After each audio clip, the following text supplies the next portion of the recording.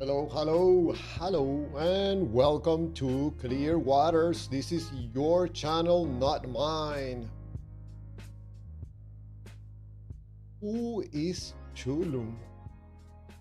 Who is Chulum? I see no face on that picture. God versus Chulum? Who is this Chulum guy? Practicing my evil laugh.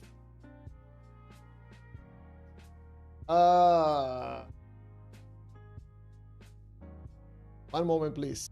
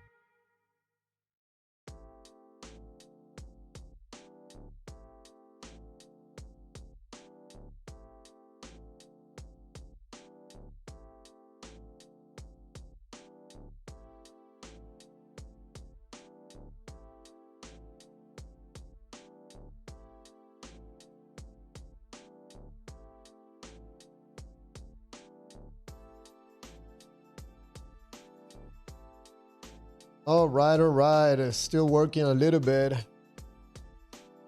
One of the things that I do, bring the money in. Mr. Crypto Lee is in the house. Welcome. So tonight we're gonna talk about God versus Chulum. What a comparison. Even myself, I'm like, it's so suspicious. God versus Chulum? Why not God versus some other known God? In the world is Chulum. I'll find out here in a moment. Which creator makes more sense? God or Chulum? You'll be surprised. You're gonna be surprised.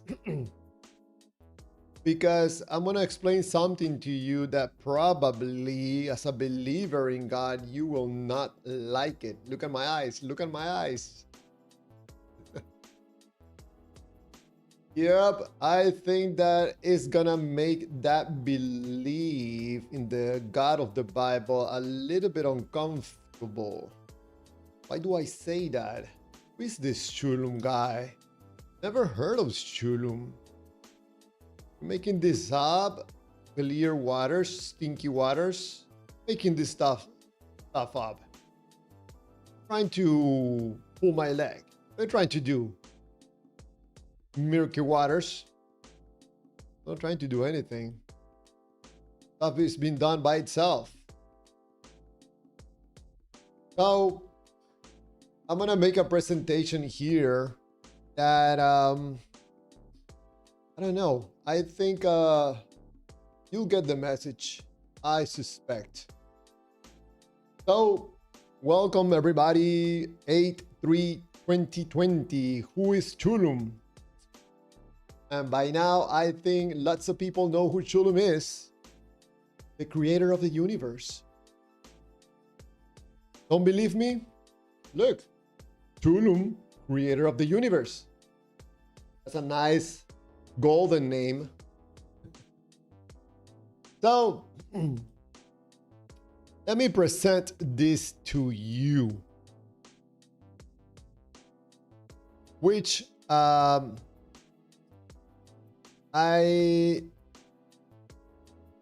had to accommodate. If you give me just one moment here. Audio is working? Yes. Chulum, a space alien. Cryptoleaf, false idol, looks dark. I don't know. After I do this presentation, maybe you look at God in a different lenses. I don't know. Maybe. It could happen. So, let me just fix my little presentation here. Here it is. I'm gonna take just 1 minute here, and then we're gonna talk about God versus Chulum. Which creator makes more sense? An uncomfortable presentation to make. Sure why. We'll find out here in a minute. I'm just bringing up. You allow me to give me just 1 minute here. Fixing something on my presentation. Sometimes I don't have enough time to make these presentations. So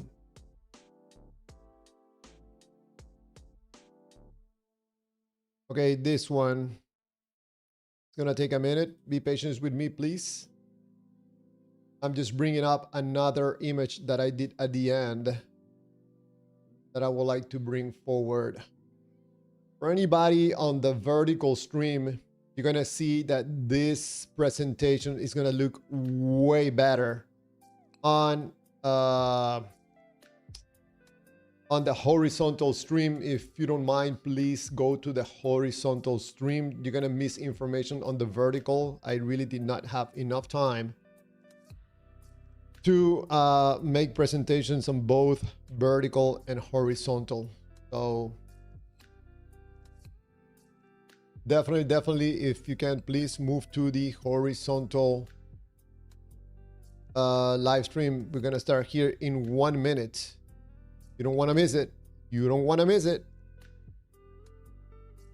I'll recommend that you don't miss this presentation, because at least, as a minimum, I'm gonna make you think, or invite you to think. Image 5. So we go one more thing here. Image 5. And then we start this presentation. There we go. That's way better. There we go. So let's lower the music. I like the music, but yeah, if you find yourself on the vertical stream, please just move to the horizontal stream, because this presentation is going to look way better on the horizontal stream.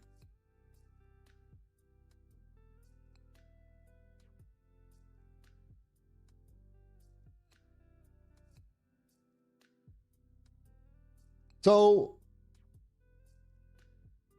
Chulum, if you don't know by now, is the creator of the universe. You might be asking yourself why you have never heard of Chulum before. I'm going to explain to you why. Probably, most likely, you have never heard of Chulum before. So on the screen right now, and let me bring up the image on my computer. I can see it more clearly. There you go, that's better. So you're gonna notice something about God in comparison to Chulum. You can see the image on the screen right now, but I'm gonna present it to you in a more organized way so you can see it a little bit better. So on the screen right now, you've seen core creator attributes, both for God and for Chulum. There's an airplane passing right now. There you go. So, of course, there's a bunch of attributes for God. So I'm just putting down 6 of them. One of them being the creator of the universe. God, Chulum have these attributes. Being eternal, God and Chulum both have these attributes. Timeless, immutable, uncreated, omniscient, etc., etc. Okay? But there's something else about this list and comparison between God and Chulum. And what is that? Claims beyond creation. What are these claims? Again, whoever is on the vertical, if you can go to the horizontal stream, please, because the horizontal stream has the best view for the presentation. So claims beyond creation for God and Chulum. The creator interact with humans. God does, but Chulum doesn't. God gives revelation. Chulum doesn't give any revelations. God requires worship. Chulum, negative. God answers prayers. Chulum, nothing to pray to. God performs miracles. Chulum, nope, of course. Final judgment. With Chulum, there are no judgments.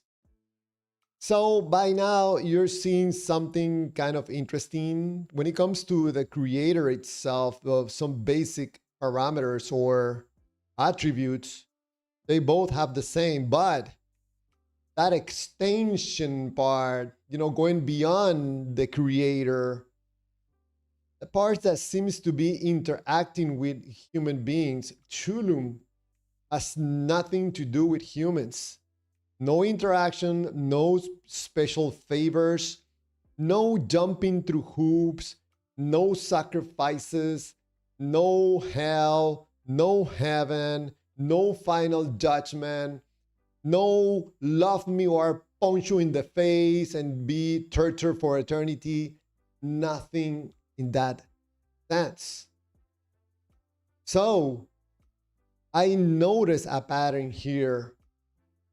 Yeah, God could have similarities with Chulum when it comes to like the core creator. But there's something emotional about God that Chulum doesn't have. And for me, that tells me a big difference. Something tells me that these properties, attributes that go beyond being a creator, looks very human-like. Interacting with humans, a God that is all-knowing, omnipresent, omniscient, omni, interacting with humans, gives revelation. What in the world? Why would an immutable God do any of these things? So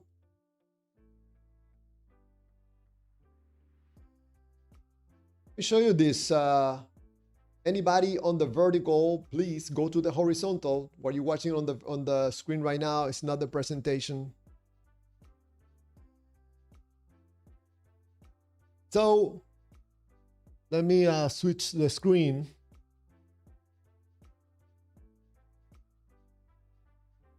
So God and Chulum share some properties, you know, creator of the universe, eternal, timeless, immutable, no changing, uncreated, omnipresent, omniscient, omnipotent, independent, transcendent.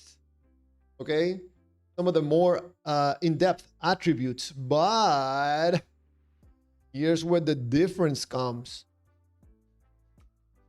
God has a property that is emotional. The God of the Bible gets upset, jealous, loves. What? Immutable and have feelings, emotions.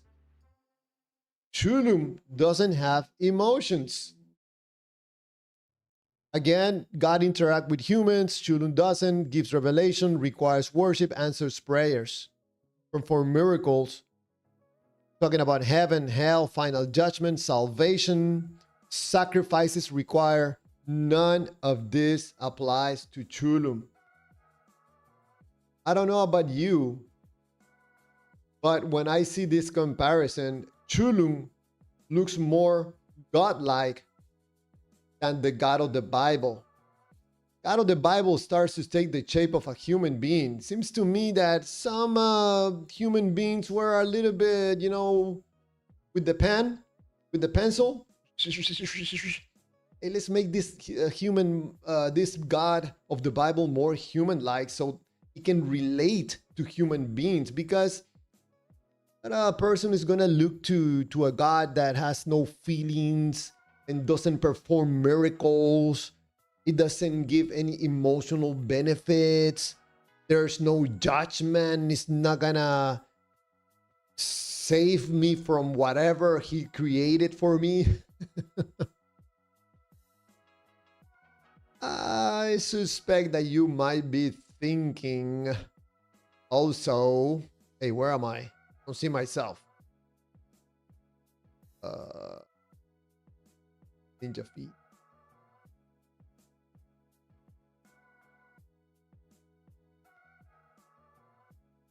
Oh, there I am. Beautiful as always, like the Three Stooges say. I'm right there. So I know that you, as a believer for the God of the Bible, it's understandable for me that you would prefer to believe in the God of the Bible. Give me my feel good. The God is not going to give me a good feeling. It's not going to give me any emotional benefits. I don't want it. Give me the one that is going to make me feel something, that I'm going to have some meaning in my life. Give me the one that is going to offer me some eternal life. Give me the one that gives me the miracles. Don't give me a God that doesn't interact with me, that doesn't give me anything. I'm not interested. It's problematic. It seems to me that most believers could be falling into the emotionality of believing in the God that has more rewards, or that have rewards instead of the God that offers nothing. The God that interacts and gives me the feels good, like Diva says, the feels good. I want that God. That's my God, the one that saves me, the one that is my Lord and Savior. Give me that God. Give me the God.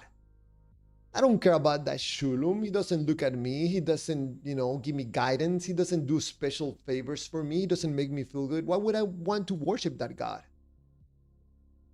As a reminder, you don't have to worship Chulum. if you are attached emotionally to the idea of a God that is, loving, of course, you're going to be attracted to the God of the Bible. If you're a person that you're more neutral, you're not attached emotionally to any idea of any God or any loving God, you will be more aligned with the possibility that Chulum looks more like a real God and behaves more like a God than the God of the Bible. Why would a God has feelings and get jealous and gets upset and come up with plans? That doesn't sound like a God. I'm sorry to tell you this, but in my opinion, my view, Chulum looks more like a God than the God of the Bible. The God of the Bible looks very human, like someone was, doing some naughty things with their pen and writing this book. This is extremely problematic for myself and, for someone that believes in this God of the Bible. What are you going to do with these properties of this God that seems to be very, very aligned with human emotions? Sounds fake to me. No ruling out the God of the Bible. But if I compare it with Chulum, Chulum looks way more like a God than the God of the Bible. Now, for those of you that are never heard of Chulum and you're probably mistakenly thinking that Chulum is made up or doesn't exist, or who have heard this Chulum, where's the book? I need a book. Otherwise, no book. The God is not real.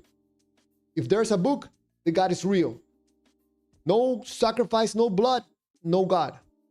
I need the blood. I need to see the blood. Then the God is there. No. Gods don't work like that. Real gods don't work like that. They don't need, real God doesn't need marketing, doesn't need a book written by humans. So if you are thinking, or even if it's crossing your mind that Chulum might not be real, I ask you a question. If two creators' claim are both difficult to disprove,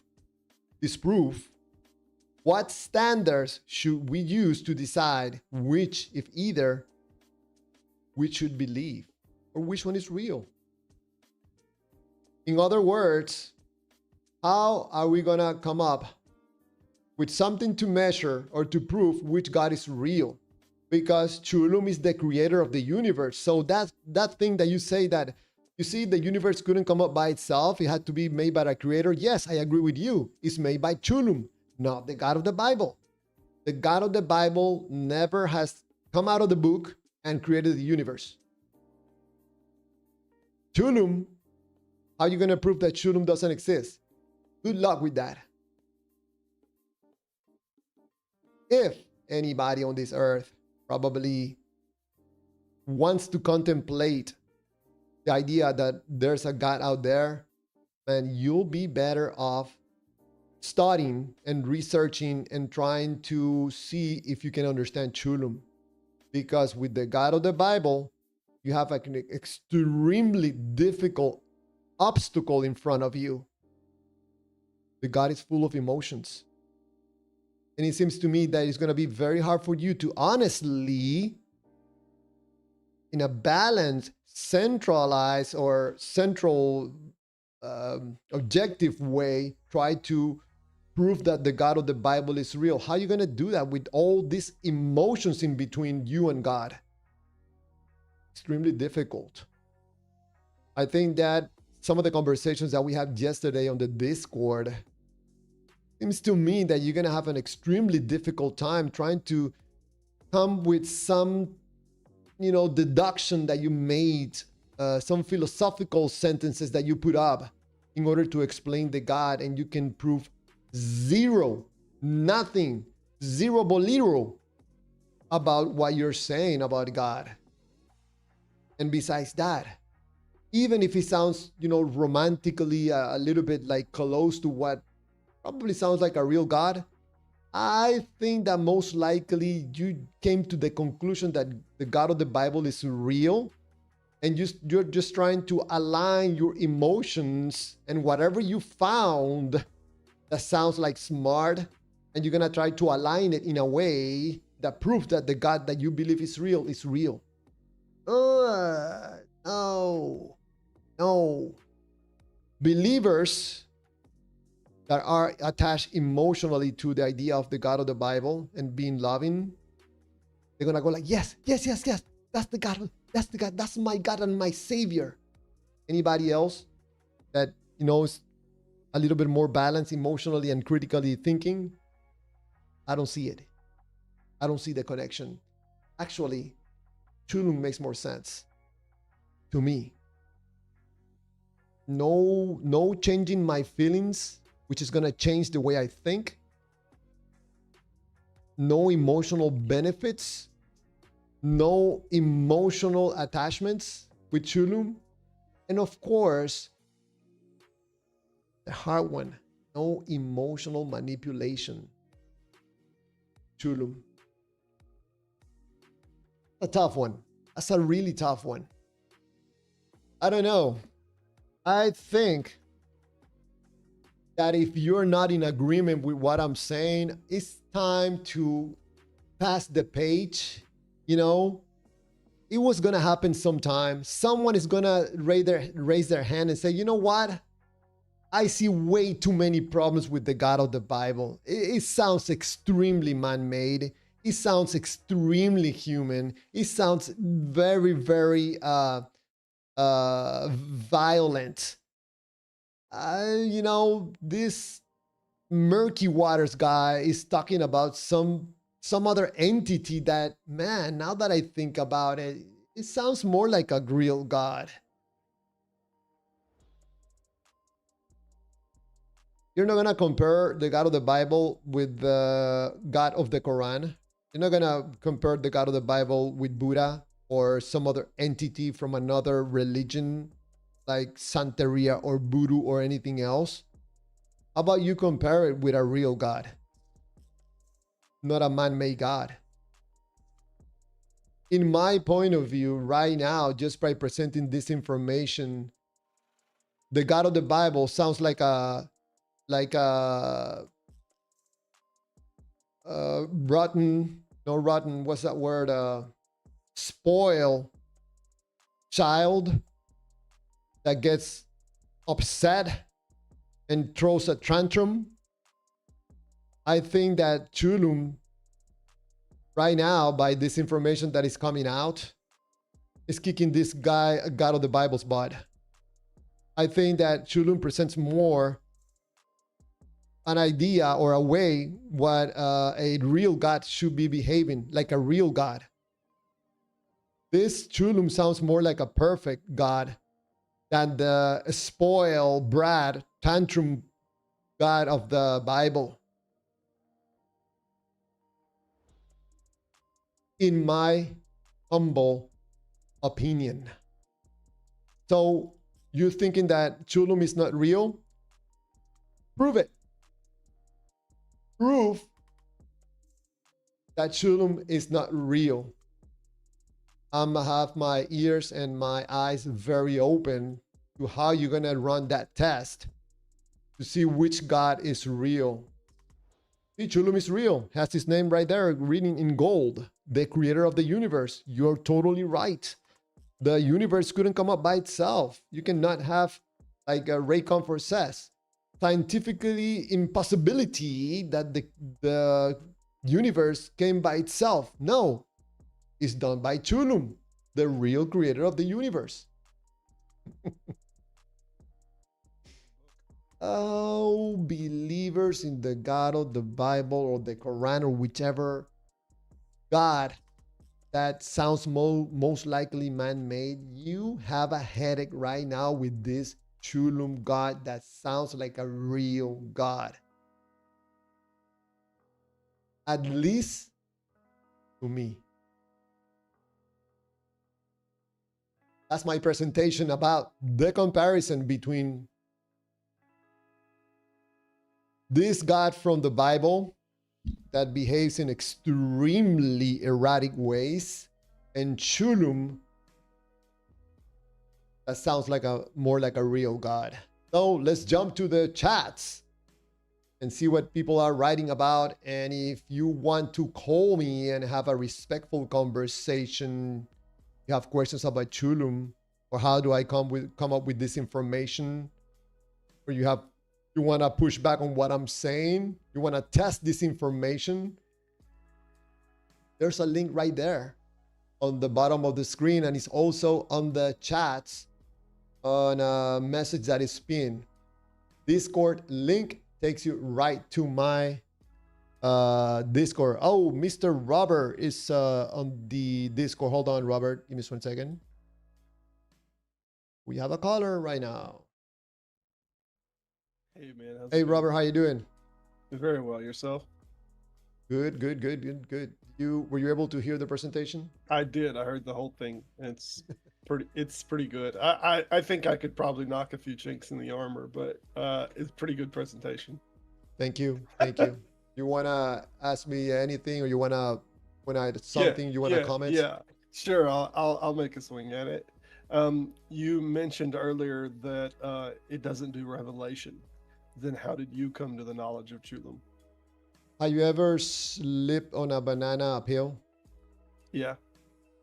I have never, but I would say something similar. Like, also, have you ever had deja vus? Deja vu? Yeah. Yeah. I came into something that I slipped like in a banana, slip and have deja vu. And in a split second, I thought for a moment that I knew everything about the universe. And right by the moment that I was going to step on that knowledge about the universe and everything, the only thing that I got is that I got from that microsecond experience is that there's another God that is way absolute bigger than the God of the Bible. And the only thing that I could grasp at that moment was something that sounded like Chulum. I actually think that probably have the wrong name, but that's what I got. Okay. So not a revelation, but you've seen through the glass dimly, so to speak. You got a glimpse of something somehow that maybe you weren't even supposed to. Yes, I think that I'm not the only person that have gone through that experience. At least one person personally told me that they have a similar experience one time, that they went into like they stopped one moment and they got this feeling that they were gonna get like a download of information. They got excited and like 1 second lasted and it went away. You got no information. At least one person I have heard personally that told me about this experience. So I told this person, that I have that more than once in my life, like 3 times. It's almost like deja vu. Go ahead. Well, you got the foundation of justification, whether that criteria is a good criteria or not. It doesn't meet falsifiability, obviously, but you have a criteria to hold the position, right? You have something that brought you to hold the position, and now it can't be falsified. It's in the same category as everything else. It can't be falsified.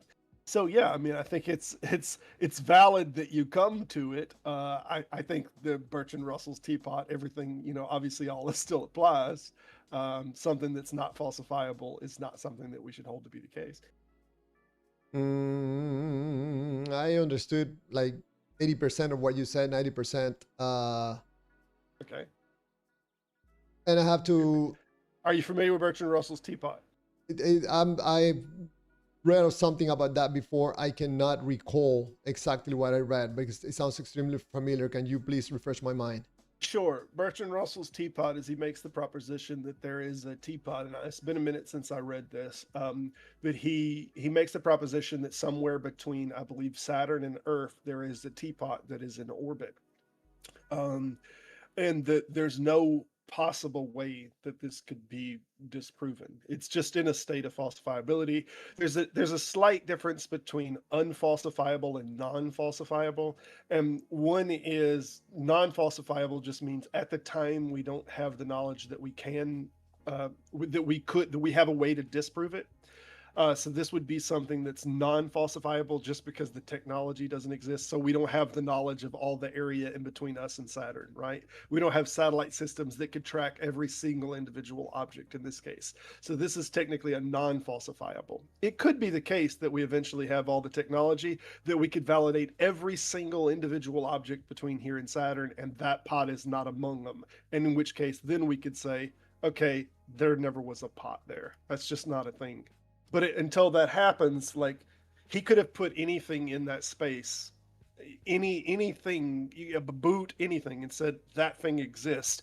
Can you misprove it? No. The point is, you don't have a way to know that it's there. You don't have a way to validate its presence. So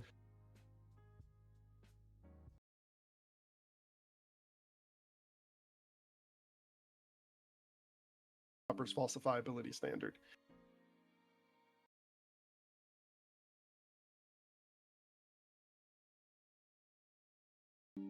Yeah, sorry. I got a problem with my headphones. I can hear now. Oh, okay. Well, I'll just say that, so the falsifiability standard in short is that you have to conceive of a way that you could disprove the proposition. So if the proposition is not making some predictable thing, or not making a standard statement of X cannot happen. So if you make if you say there's a physical set of laws that prevents X, if you could prove that wrong in some way, is there something that could happen that could prove that wrong? And if there is, then it's falsifiable, right? If there's a way that your proposition could be proven not true, but if there's not a way in any way, shape, or form, you can't even imagine a way to prove that it's not true, then it's non-falsifiable, in which case it's not a scientific claim. Well, I'm glad that I asked for an explanation because I was totally mistaken. I was thinking about something else that I thought I heard before, but I never heard of that teapot Yeah. explanation before. But you know, if someone asked me, Javier, are you sure that Chulum is real? I would tell them no, absolutely not. Okay, fair. Yeah, you know, same with the God of the Bible. I don't know. I cannot prove to anybody that the God of the Bible is not real. It doesn't exist. But that applies with Chulum. So if we're taking the same way that we're treating the God of the Bible as an explanation for the universe, we can do the same thing with Chulum. And actually, in my point of view, Chulum comes out better looking than the God of the Bible. Looks more like a perfect God than the God of the Bible. Viable, 100% more viable. Albert Einstein had a very famous quote on this very subject. That it was the quote where he mentioned that he couldn't be compelled to believe in a personal God, like that was just not logical for him. So I don't know that he ever thought there was a God, but he was never going to buy into the personal God thing. That was just illogical. Yeah, I think that's why I made the comparison about the core creator attributes that, you know, probably the God of the Bible and Chulum share in regards to being the creator of the universe, being eternal, timeless. But then the claims beyond creation that are attached to the God of the Bible and not to Chulum, I think it makes a huge difference, because that's in my point of view when the God of the Bible starts to sound more like human and not like a God. It starts to sound more contradictive, less perfect than Chulum. You know, having like interacting with humans, gives revelation, requires worship, answers prayers, perform miracles, and has a final judgment. He makes plans. Has all of these check marks of how he wants things to fall out, you know? Yeah, it starts to sound more like human. I think that someone probably made the mistake of starting writing this stuff in the Bible and never thought that anybody would start analyzing the Word of God and start to understand that this God sounds more like a human than a God. like a Yeah, personal God. I actually think it's more complex than that. I think what happened is there was the Jewish ideas of God, and then the Greek ideas of God like had problems with some of those because the Greeks were slightly more philosophical and more educated, but the Jews like they didn't have problems with a lot of these things. Like I think I'll give you a primary example: the idea that that we when he ate of the fruit that some kind of death actually happened. This is a post facto Christian creation. Like the story was that from the Jews that God said that he'll eat of the fruit on that day he shall surely die. The serpent said that that won't happen, and in reality it just didn't happen. So what happens now is because Christians come to the text with this idea that God could not lie and that everything he said in some way it has to be true, then they have to reimagine death, right? So God says, on the day that they eat, they shall surely die, because that didn't happen. Rather than them seeing this as, oh, well, God just said something that didn't come true, they now have this idea that that can't be the case. So they have to reinterpret what God meant by death, right? So he meant a spiritual death. He meant like none of that is in the text. That's just ideology and framework that they come to with the text because they have modern Christian ideas about it, and this is called Christian interpolation. They read it through the framework of their ideology. So it seems to me that they start attaching like human properties to the God in order to serve another purpose that is not the initial creation of the God. And that's, in my view, starts to sound more human, because whoever is writing this book or writing these books, probably, I know you don't like this too much, but emotions are behind it, and Sure. other goals, like political goals. Sure, absolutely.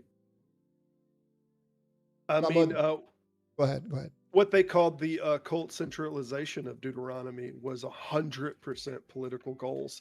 The idea that now, since the Deuteronomical king, I can't think of his name, that presented Deuteronomy, that they found it in the walls, right? Was the story, if I'm not mistaken. They found Deuteronomy in the walls, but it was written by Moses somehow. This whole idea was that they wanted to reduce all the temples and that you could only reach God now in the main temple in Jerusalem. So now you had to come to that location to pray to reach God, and you had to make your offerings and all. And this was 100% a power grab. It was 100% a political. They introduced new laws to the Jewish people, and those laws benefited the kingship and benefited them politically.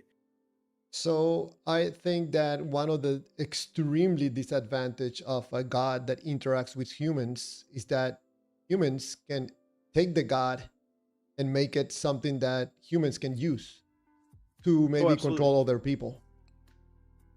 Yeah, this was a famous quote from Napoleon, if I'm not mistaken. I think he's the one that said religion is for control or something of the masses. I'm not sure exactly if I'm mixing two quotes, but the ideal is that the religion is useful for control, definitely. That sounds like Marx. Well, yeah. If you've ever read, King James actually had a book called "The Right to Free Monarchy," and his Mm-hmm. idea in that book was that the rulership that most resembles divinity is monarchy, and that to challenge him and his right to rule is to challenge God. So King James uses this regularly to try to squash rebellions and all, and it's a large part of the reason that like he wanted the Bible translated into English. Is the ideal is the more that you can spread this religion, and the more that you can say, if you go move against me, you move against God. This is definitely a power move. Didn't he get beheaded? King James, no, I don't think so. Oh, okay. I think Um, he might have had a nefarious relationship with another man. It's very possible. Okay. I thought that. Oh no, it was Charles that got beheaded. Yeah. some of these messages from the chat, I mean, it made me laugh. Romans 1 says, you are totally scripturally ignorant. Scripturally, I guess you're referring being ignorant about the Bible, Okay. about the book that talks about the God of the Bible. Okay. How Yeah, how these convenient to say writers that. are these people are assuming univocality. They're just forcing it onto the text. They think that everything that the writer of Romans said is in agreement with everything that the multiple different writers of Genesis said. But I mean, we have scholarship on this What? subject. Right, right. No, Uh, there was only one writer of Genesis. It was Moses. We all know this. yeah. But we have the documentary hypothesis is how that generally is sorted out, and Genesis 2 is actually older than Genesis 1 by a significant margin. And these are kind of compiled all together. But what they're taking is they're taking this ideal of inerrancy, they're taking this ideal of univocality, and this is not something that the text themselves says. It's a dogma, and they have subscribed to this dogma, and they're saying, well, this says this about the text, and therefore everyone, hundreds of years before that, that's what they thought. Uh, Thank you, Wendy Kirkland, for the Yules. Thank you so much. I appreciate it. Diva is asking an interesting question. Says, Javier, I want to learn, what did Chulum create us for? To answer your question, I have no idea. What did he give us all? Basically similar consciousness. If he isn't interested in punish us, or if he doesn't care if we commit evil, why? I have no idea. I wish Chulum give me some information to give you, but because he doesn't interact with me, doesn't give me any revelation, doesn't give me any information, doesn't do any special favors for me, I don't have a way to answer your questions. I think that the moment you're able to answer those questions, then the God is no longer God, and now this is a personal God. So I, I that could explain why probably we don't have the answers for these questions from Chulum. Diva, go ahead. Oh no, I thought it was funny. Every time I see these things, these are just blanket statements rather than defending their position. They make these ad hominems like, "Wow, you're so incredibly clueless," but they won't make a statement as to why or what's wrong. Yeah, I mean, I'm not sure that they even know what the documentary hypothesis is, but this is this is widely subscribed to by the majority of scholarship, that this is how it unfolded. So if there's something that I'm saying that is incorrect here, I'm in good company. And I would like to add to Diva. Diva, I think with Chulum, you have probably the inconvenience that you cannot jump everything that you can test, measure, or research and just jump to the conclusion that Chulum is real because of a feeling that you got. You're not gonna be able to do that with Chulum. Probably you're gonna be able to force yourself into come up with information that you can test in order to trace back Chulum, because there's nothing to attach yourself emotionally to Chulum. Yes, you can do that with with God of the Bible, not with Chulum, which I think, in my point of view, you are attached emotionally to God. There's absolutely no evidence for the God of the Bible. It's just emotionality, which could be a huge mistake, in my opinion. The TP Seeker should add Dust Bunny as another God, Clearwaters. Like dust slowly appears on a clean window, heal over time. Okay. I don't understand your message. I guess you come up with any God. Yes. I guess. Yes. And old boy writes, dust is your God. Yeah. I don't know if I hope the readers, I hope the viewers should look up Vaccinium ex venutu, I believe is how it's said. It's the Latin word. It's been known for a very long time. It's prophecies that are written post facto. So the event happens, and then someone writes the event as if they wrote before the event happened, and then they're like, "Wow, this totally got it right. It fulfilled prophecy." But the problem is it actually was written after the events had already happened, so it really wasn't a prophecy. Mm, Diva don't play. I don't know if. Oh, they are talking about prophecy. Yeah, the guy said that all these prophecies had been fulfilled. He hasn't really brought up one, but I think if he brings Well- up one, it's probably one that scholarship already thinks that this applies to, that it's written after the event actually already happened. Well, there are all the prophecies about Jesus that were fulfilled in Matthew. Right. A book that was written 90 years after Jesus, or 90 AD rather. Yeah, that book. Right, that book. Diva writes, Chulum sounds logical to me. I don't disagree with you. I don't know if you're being trolling saying that message, but it seems to me that Chulum sounds more logical to me than the God of the Bible. And Romans 1 is calling someone a liar. I don't know. I think he's calling me a liar. I think he's got real beef with me. I encourage him to come to Discord and explain and break it down rather than just making these jabs. I think it will be interesting to try to prove that Chulum is not real. Sure. I welcome anybody to try to prove that Chulum is not real. I don't think it can be done. Yeah, I don't think it can be done. Go ahead, Phantom. Romans 1:20 truth. You can come on up. I promise you we don't bite. Just a little nibble. Too hard. Just Too a little hard. nibble. Too hard, right? Yeah. Not too hard. Like what's his name? Austin Powers says. Yeah. Oh man, the Bible is the evidence for the God of the Bible.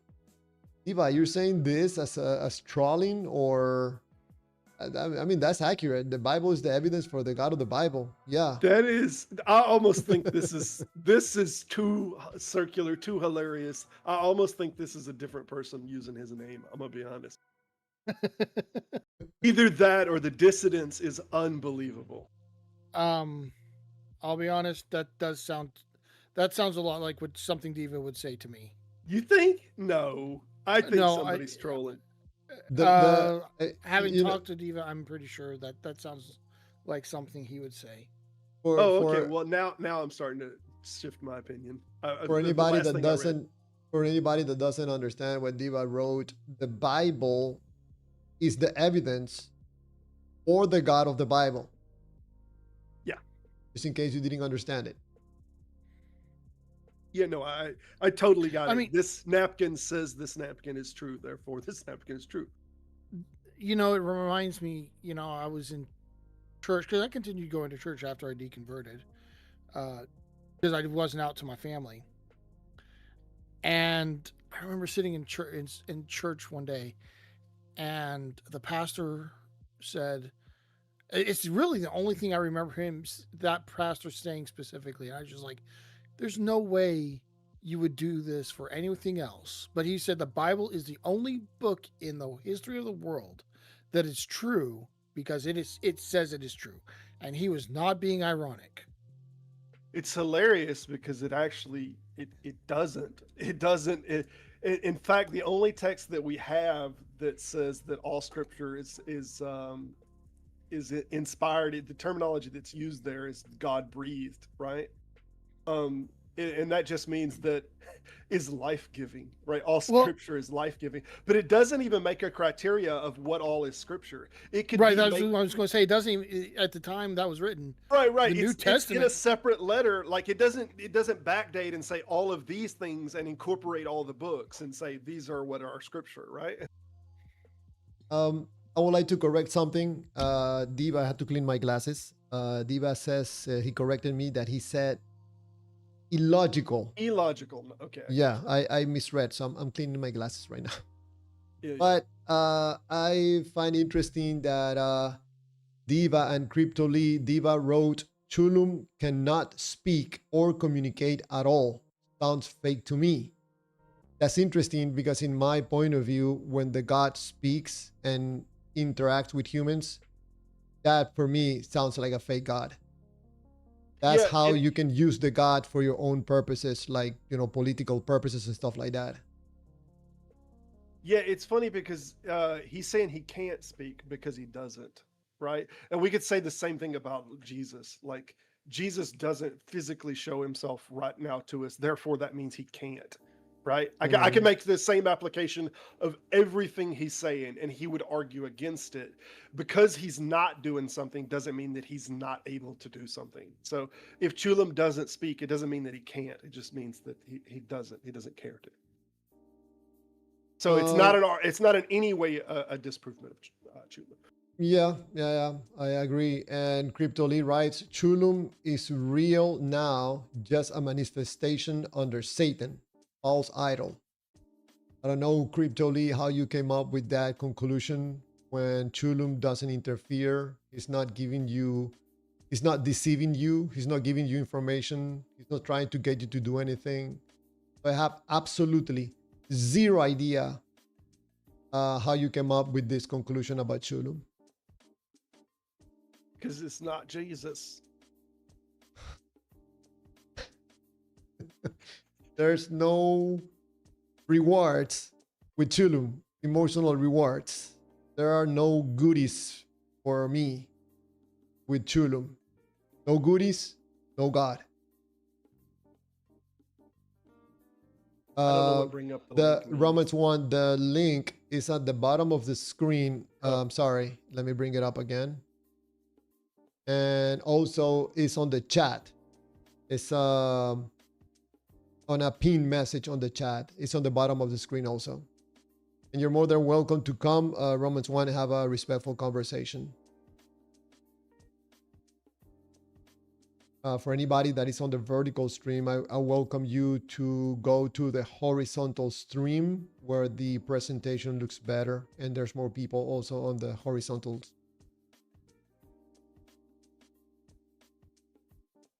Let me image because it's blocking the. Whatever you put above the high, most high is your God.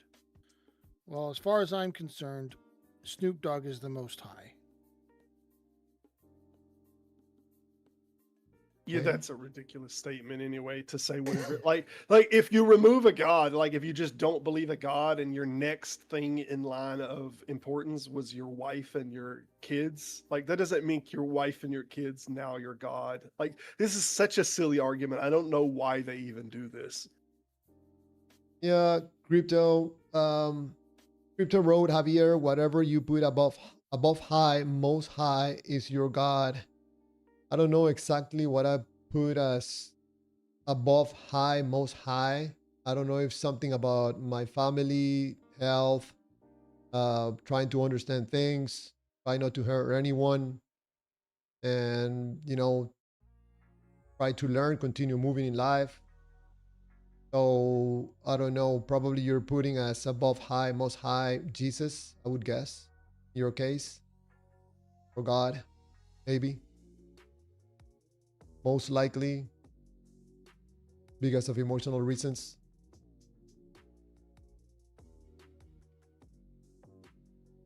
Romans 1 says he's working on it. More than welcome to call on the Discord. I remember yesterday, Robert, that we were having a conversation about me always mentioning the emotional part when it comes to believing in God and how that applies with everything in life. Remember that conversation at the end before you left? Yeah, absolutely. I would like to say that I prayed to Chulum and he gave me some guidance, but no, he didn't. I didn't pray to Chulum either. But one of the things that I was coming to, analyzing that information, because I don't think I hold the truth about anything, and I have to listen to other people and see if I'm mistaken about my views or the way I think. And one of the things that we were having a conversation about was about me mentioning emotions when it comes to believing in God, that it probably is not necessary to me mentioning all the time. But the thing that came to my mind when I analyzed that information is the same that it would be like me saying or anybody saying, hey, don't be talking about thoughts because everybody has thoughts. You know, I think in a way, taking out some of the ingredients that makes a human being, and in my point of view, I think that feel is the bridge between, you know, the thoughts and reality. If you ask me, if we're gonna study thoughts, feel, and action, what would you concentrate your efforts on investigating? I would say feel, because you know, there's some magic, something that happens there that I myself I would like to understand. So in my point of view, I think it's absolutely important to keep talking about the emotional part until we resolve some of these mysteries about why we do what we do, and then we can get back to other discussions talking about details, but coming from a different approach. I don't know if We I explained were myself. Yeah, you did. on. I wish you all the luck in the world with that. I find that when people get to the truth of the emotion that motivates them, they get real clammy or they won't express the truth of the motivation. So I'm not sure that we can really get to the roots of those motivations.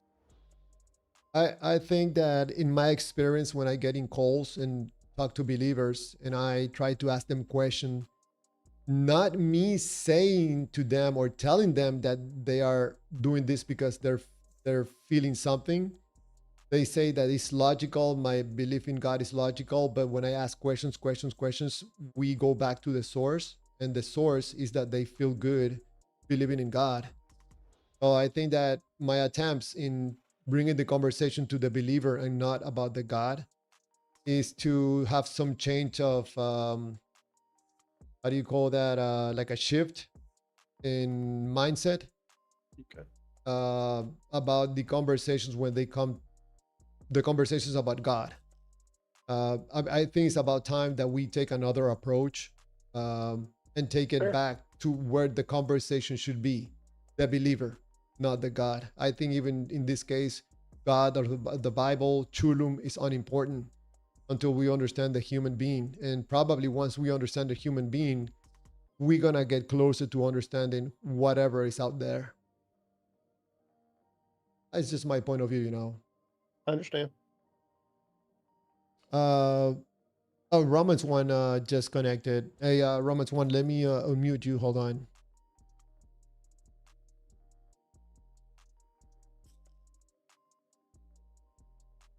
Thank you so much, Phantom, for this, man. Yeah, no problem. You're muted, Romans. I still show him as muted. Yeah, he's still muted. Oh, All there right. he goes. Sorry. Hey, How about Romans. how about now? I can hear you Yes, now. we can hear you now. Perfect. I did that. We did that to protect the server. So, but now you are allowed to be on the server, so I don't have to unmute you again. Welcome. Oh, okay. All good. Hey, thanks. I appreciate it. No, Mm. sorry. I get frustrated when people misinterpret scripture and Okay. you know, as far as if you keep reading, you said that basically he said they wouldn't die until they saw him come in glory. Keep That's not what I reading. said. What? That's not what I said. I was talking about Exodus. That he said that they would the day that they ate of the fruit that they would surely die. They I was did. talking. They You, didn't die you, the day they ate of the you, fruit, and you, well, you want to know the explanation to that? What does the yeah, Bible I tell? know what the interpolation is, Romans. I know what Okay, Christianity has tell me. brought to it. It is that it is a spiritual death. That there is that No, there is that's not it. that there is a salvation. There's a price that has to be That's not paid it now either. for the death. Well, it's whatever it is. It's not that they physically die, which is what the text simply said, that on the day that you eat it, you will die. Right. Everything else is a translation of that to try to fix that it didn't happen. Well, actually, it did. They did die that day. Okay, all right. Tell me how they died. But So, they're still alive. the Bible tells us what is the day to the Lord? 1,000 years, right? You agree with that? The Bible does say that, but that's a Okay. later text. It's How not long written did they at the live? time. Did they make it past that day, or did they die short of that day? So they died that day. They died short of 1,000 years, but there's no Exactly. reason to think that that is what Why? he meant. Because you're now wanting to fix it because you want univocality and you want everything that he said to be true. So you're adjusting what he meant rather than meaning That's this your day. that's your But interpretation. in the same, but Romans, in the same text, he's given us what a day and a night is. In the same text, Right. In Genesis, Why? he's giving how many days it took to create the earth. He's But given why a could night it and day not cycle. be that they died that day? See, you want to have it your way and say, oh, well, it had to be that 24 hours, but you don't know that God wasn't saying, you're going to die this day in my day, which is 1,000 years. And you know they didn't make it to 1,000 years. So, in fact, nobody did. So, but we can move on from there. But I mean, we're not going to agree on that clearly. But I want you to think of that perspective when you think about that text, because a day isn't like 1,000 years. Or So 1,000 years is like a day to God. right. So what we have now is we have 1,000-year thing and a 24-hour thing, and then whichever one doesn't work, that it would make the God contradictory or not make some univocal ideal work. Then what happens is the interpretation is just changed to the 24-hour span or to the 1,000-year span as it suits the reader to make that verse univocal and non-contradictory. But Does that you make got to look sense? at, but you also have to understand his character. See, you want to go to these absolutes, but you totally mischaracterize God in so many aspects. I mean, you probably think that Christians think that hell is eternal fire, but that's not what the Bible says. It doesn't say, it also says that the wages of sin is death. But a lot of people think that you're going to be floating around or burning up, or you die and you go to heaven or hell right away. See, there's so many falsehoods out there that have crept into theology that are commonly accepted. And so, you got to use the Bible to interpret itself, for one. So if you're not using hermeneutics, then you're going to be lost on a lot of things. You're just going to be subject to your own interpretation or understanding, whereas you should always use the Bible to interpret itself. Yeah, I'm sorry, I'm checking the chat GPT on this, and actually the word day isn't actually used in there. The word that's used in the Hebrew is indicating that immediately, but it doesn't use the word day. It's just commonly interpreted as immediately or right after this.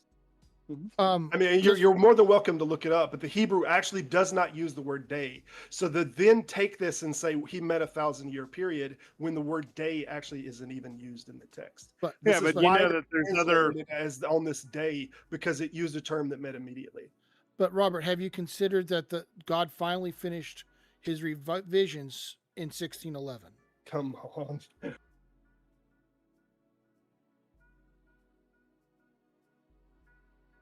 I don't know how this I'm pronunciation is. I think it's biyom is the word.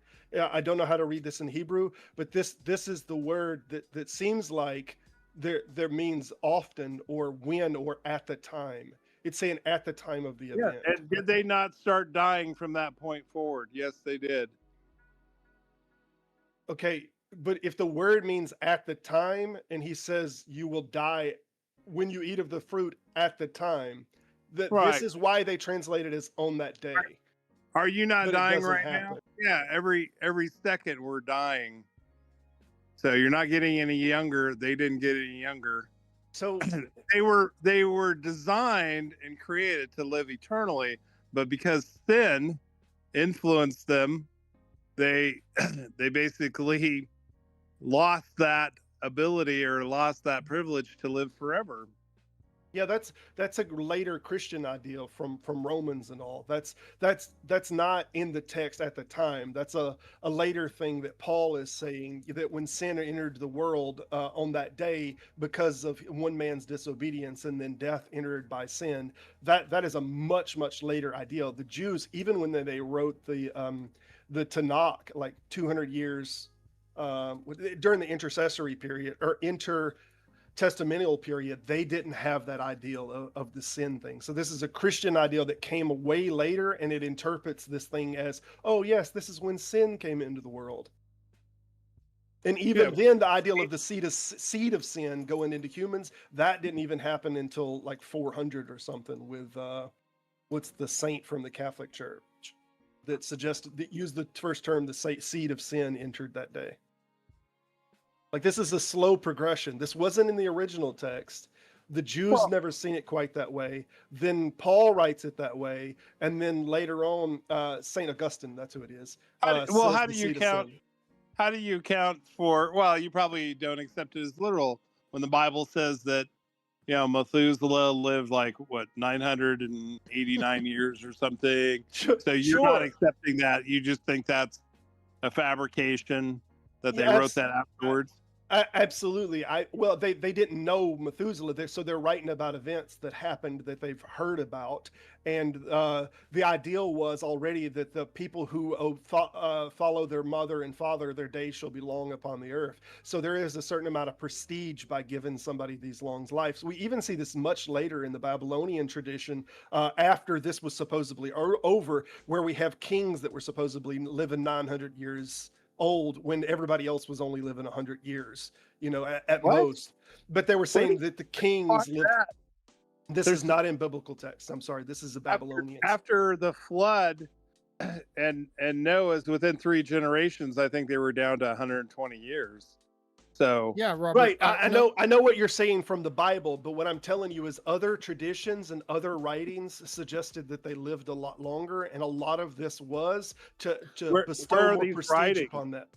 Yeah, but where are these? I'll show you one. Well, and you're totally throwing out oral tradition.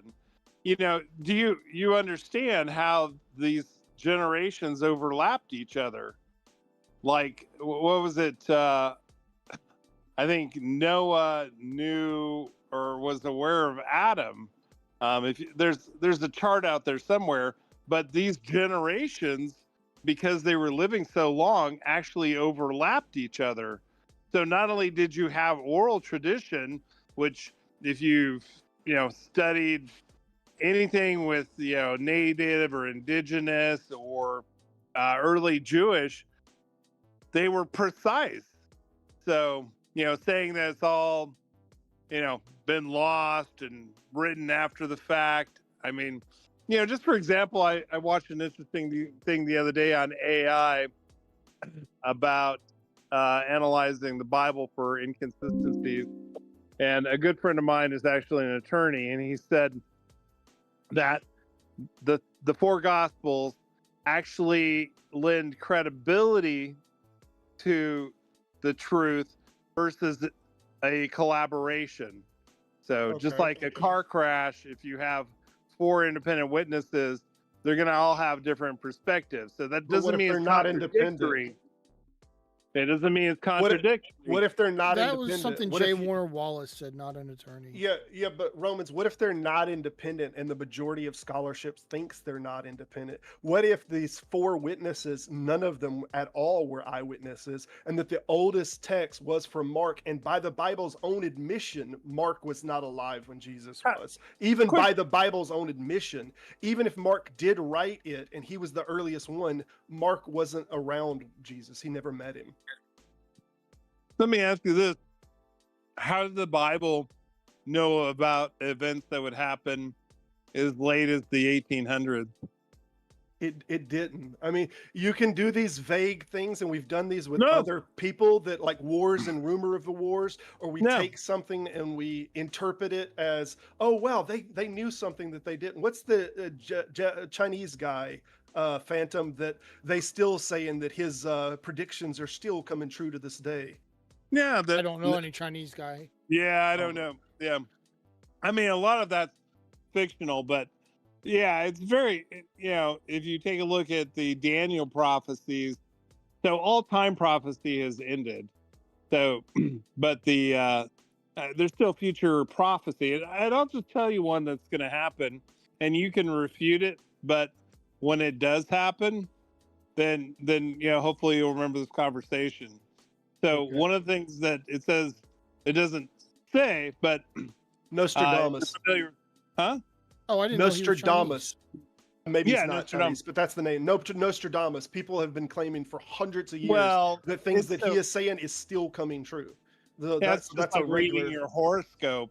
I mean, it's written so vaguely that it could apply to anything. Agreed. You're Hey, you're but you're a smart guy, and you're gonna have much luck today. You know, they did a study in college where a professor passed out to all the students their unique horoscope, and they were to judge. They were not allowed to share with anybody, but they were required to judge it based on accuracy. And I think the overall score was about 97%. They turned out they were all the same. So, yeah. But no, the Bible is absolutely true, and whether you want to believe it or not, there are future events that are shaping up even now. Give me an And if example. you're a student of Revelations, you'll see Revelation. that mechanism working. You know, and in fact, I think one of the most interesting ones was the times, time, and halftime prophecy of Daniel. So it's interesting that is actually 42 months or 1260 literal years. And it talks about the rise of the papacy. And then ultimately in 1798, the staunchest supporter of the papacy early on was France. Wait. Show me where does Daniel talk about the papacy? He doesn't, but it applies. How does it apply? Because to the beast power. So we were talking about vague translations earlier, and now you got the beast and the papacy, and now somehow they're the same thing. Do you think they had the word papacy? I have to ask you a question, Romans 1. What does God have to do with prophecy? How do you know that God is real based on prophecies? Oh, it's vitally important because psychics don't exist.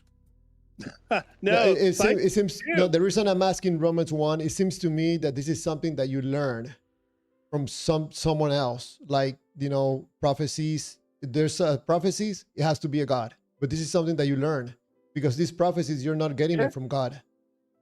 Well, it's in the Bible, and the Bible, I believe, was inspired. But we've already addressed the one that you just said is not in the Bible. You said it was, and the now word you're papacy. That's right. There's nothing unambiguous about this. We could make any nation a beast. If Russia was a totalitarian, we could say Russia was the beast. Any nation, any group, any power dynamics. 1200. Okay, so since you're so wise, show me where a time period of 1260 years where Christians were persecuted, okay? Out of Rome came that power, okay? That power spoke blasphemies, and we know what blasphemy is, saying that you're God, thinking you have the power to forgive sins, and being able to change times and laws. You show me somewhere historical where that prophecy fits any other thing, and you've got me, I'm converted. But you won't, because there is no other entity out there that prophecy can be applied to other than the papacy. 538. I don't know what prophecy you're talking about. What you're saying is not in the text. No, you told me 1200 years. Show me, but show me where the text is that 1200 years that the beast is supposed to reign. Like, that's not in the text. Yeah, it is. Here, it's 100% not in the text. Absolutely, it's both in Daniel and in Revelation. Daniel says 3.5 years. Okay. How much is that? Time and a half. Yeah, what is that? In prophetic time, how much is 40? What's prophetic time? Yeah, exactly. We're making a new measurement. Okay, where does it say that? We have to read time frames now from different scriptures, no, and then the Bible use those time frames. The Bible tells you exactly. Okay, let's take something Walk simple. me through it. Walk me through it. Okay, I'm going to make it really simple. Well, hold on. Yeah, let's don't make it simple. Let's go through it verse by verse. Let's figure out. Where do we get pull it up? Yeah. No, I pulled the Chat GPT up on it. It says Daniel, Hebrew Bible, also 3.5 years, and then it says time and a half. GPT. And why don't you pull out your Bible? Revelation's New Testament, not 12 years, but 3.5 years, 42 months, or 1,260 days. Right. Exactly. So not There you go. 1,200 Bingo. years. Not 1,200 years. No. You got to understand. 1,260 A prophetic, it says in the Bible, one prophetic day is equal to a prophetic year. Where's It the does verse for not that? say that. It does not Yes, say it that. does. Yeah, it does. Hey, Romans I'll 1, find it for you. if I might have a question real quick, what are the chances that anybody besides Robert and Phantom or anybody else will convince you that these prophecies are incorrect or are not from God? What are the chances? 1%, 10%?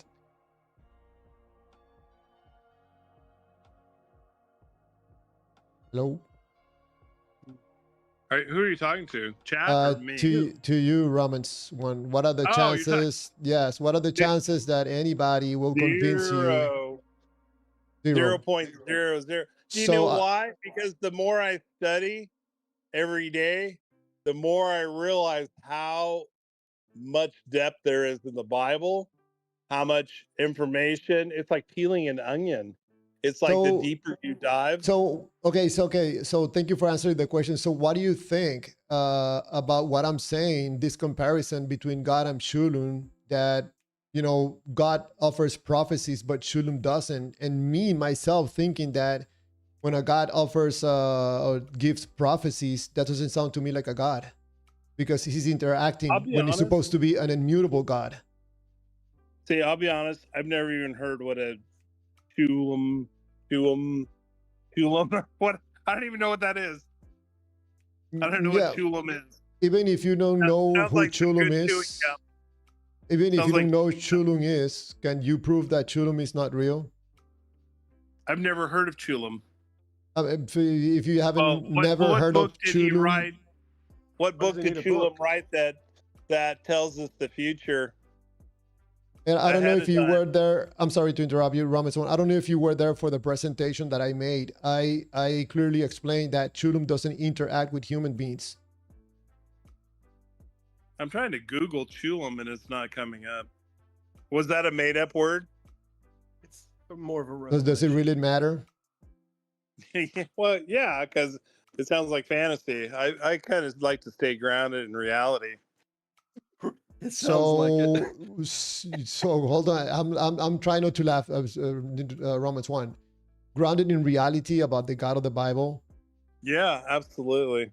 But I made a presentation where I'm presenting supposedly two gods.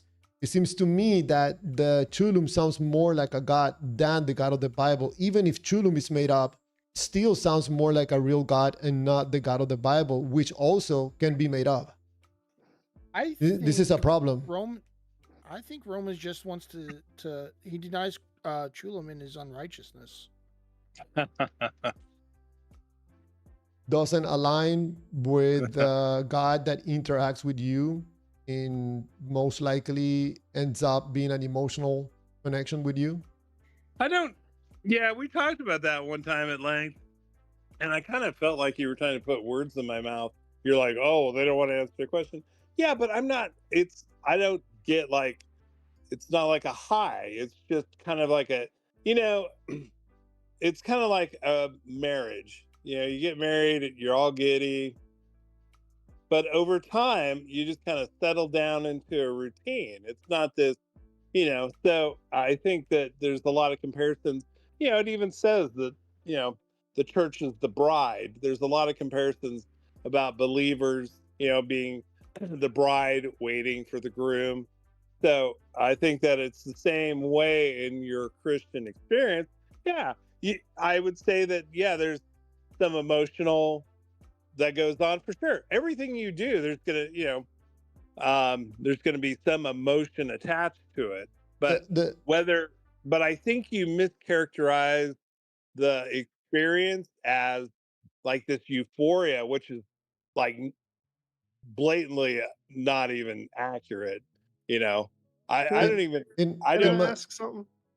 If you hold on a second, Romans 1, in my point of view, the reason that you believe in God is nothing else than because of how you feel about God. That's my point of view, okay? No, it's because I believe. Yes. yeah, whatever you But that's believe not really is. emotional. Oh, it is 100% emotional, not Well, 99.9. But if you allow me just 1 second Sure. to mention something, even if you believe in God because emotional reasons, I'm okay with that.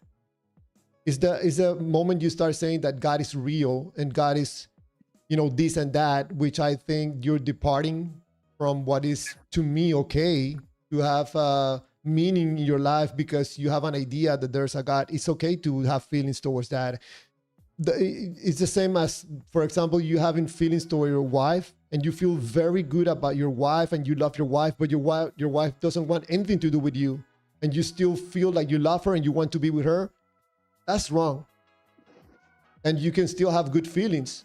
God That loves doesn't mean you that what you're infinitely. trying to achieve is going to be good. Yeah, but God loves you infinitely. It See, doesn't matter what you do. He I'm doesn't sorry, like. Robert. Go You're ahead. jumping into that. What I'm saying, that you're gonna get into trouble. Not into trouble. You're gonna get into a position that puts you into the believing category. You're not talking about something real, and you want to make it real because of how you feel about it. It feels real to you. That doesn't make it real. But he loves you, Clearwater. But it would be obvious. He wants the best for you. It's pretty evident that he says, "Why should you perish?" He doesn't want you to die. It's called the strange work. You talk about how vengeful God is. It actually talks about that. It's a strange work, him having to destroy the evil and the wicked. It's not something that he wants to do. But remember, you have choices in this life, and what you do in this life matters for eternity. So What you're describing right now, Romans 1, is not an immutable God. It's not a timeless God. It's not an omnipresent God. You're talking about something that is very human-like. Gets upset, grant his how is that wishes. human-like? I'm saying, He despises sin. That's quite contrary to humans that embrace it all the time. I mean, He I'm sorry, repeat that again. no, he despises sin. Yeah, despises a God that is immutable. How does that work? Why would he accept sin? How That's against how his character. how an immutable God, all-knowing, omnipresent, Yeah, is gonna have feelings? How does that he's gonna work? have feelings. Well, he Yeah, loves.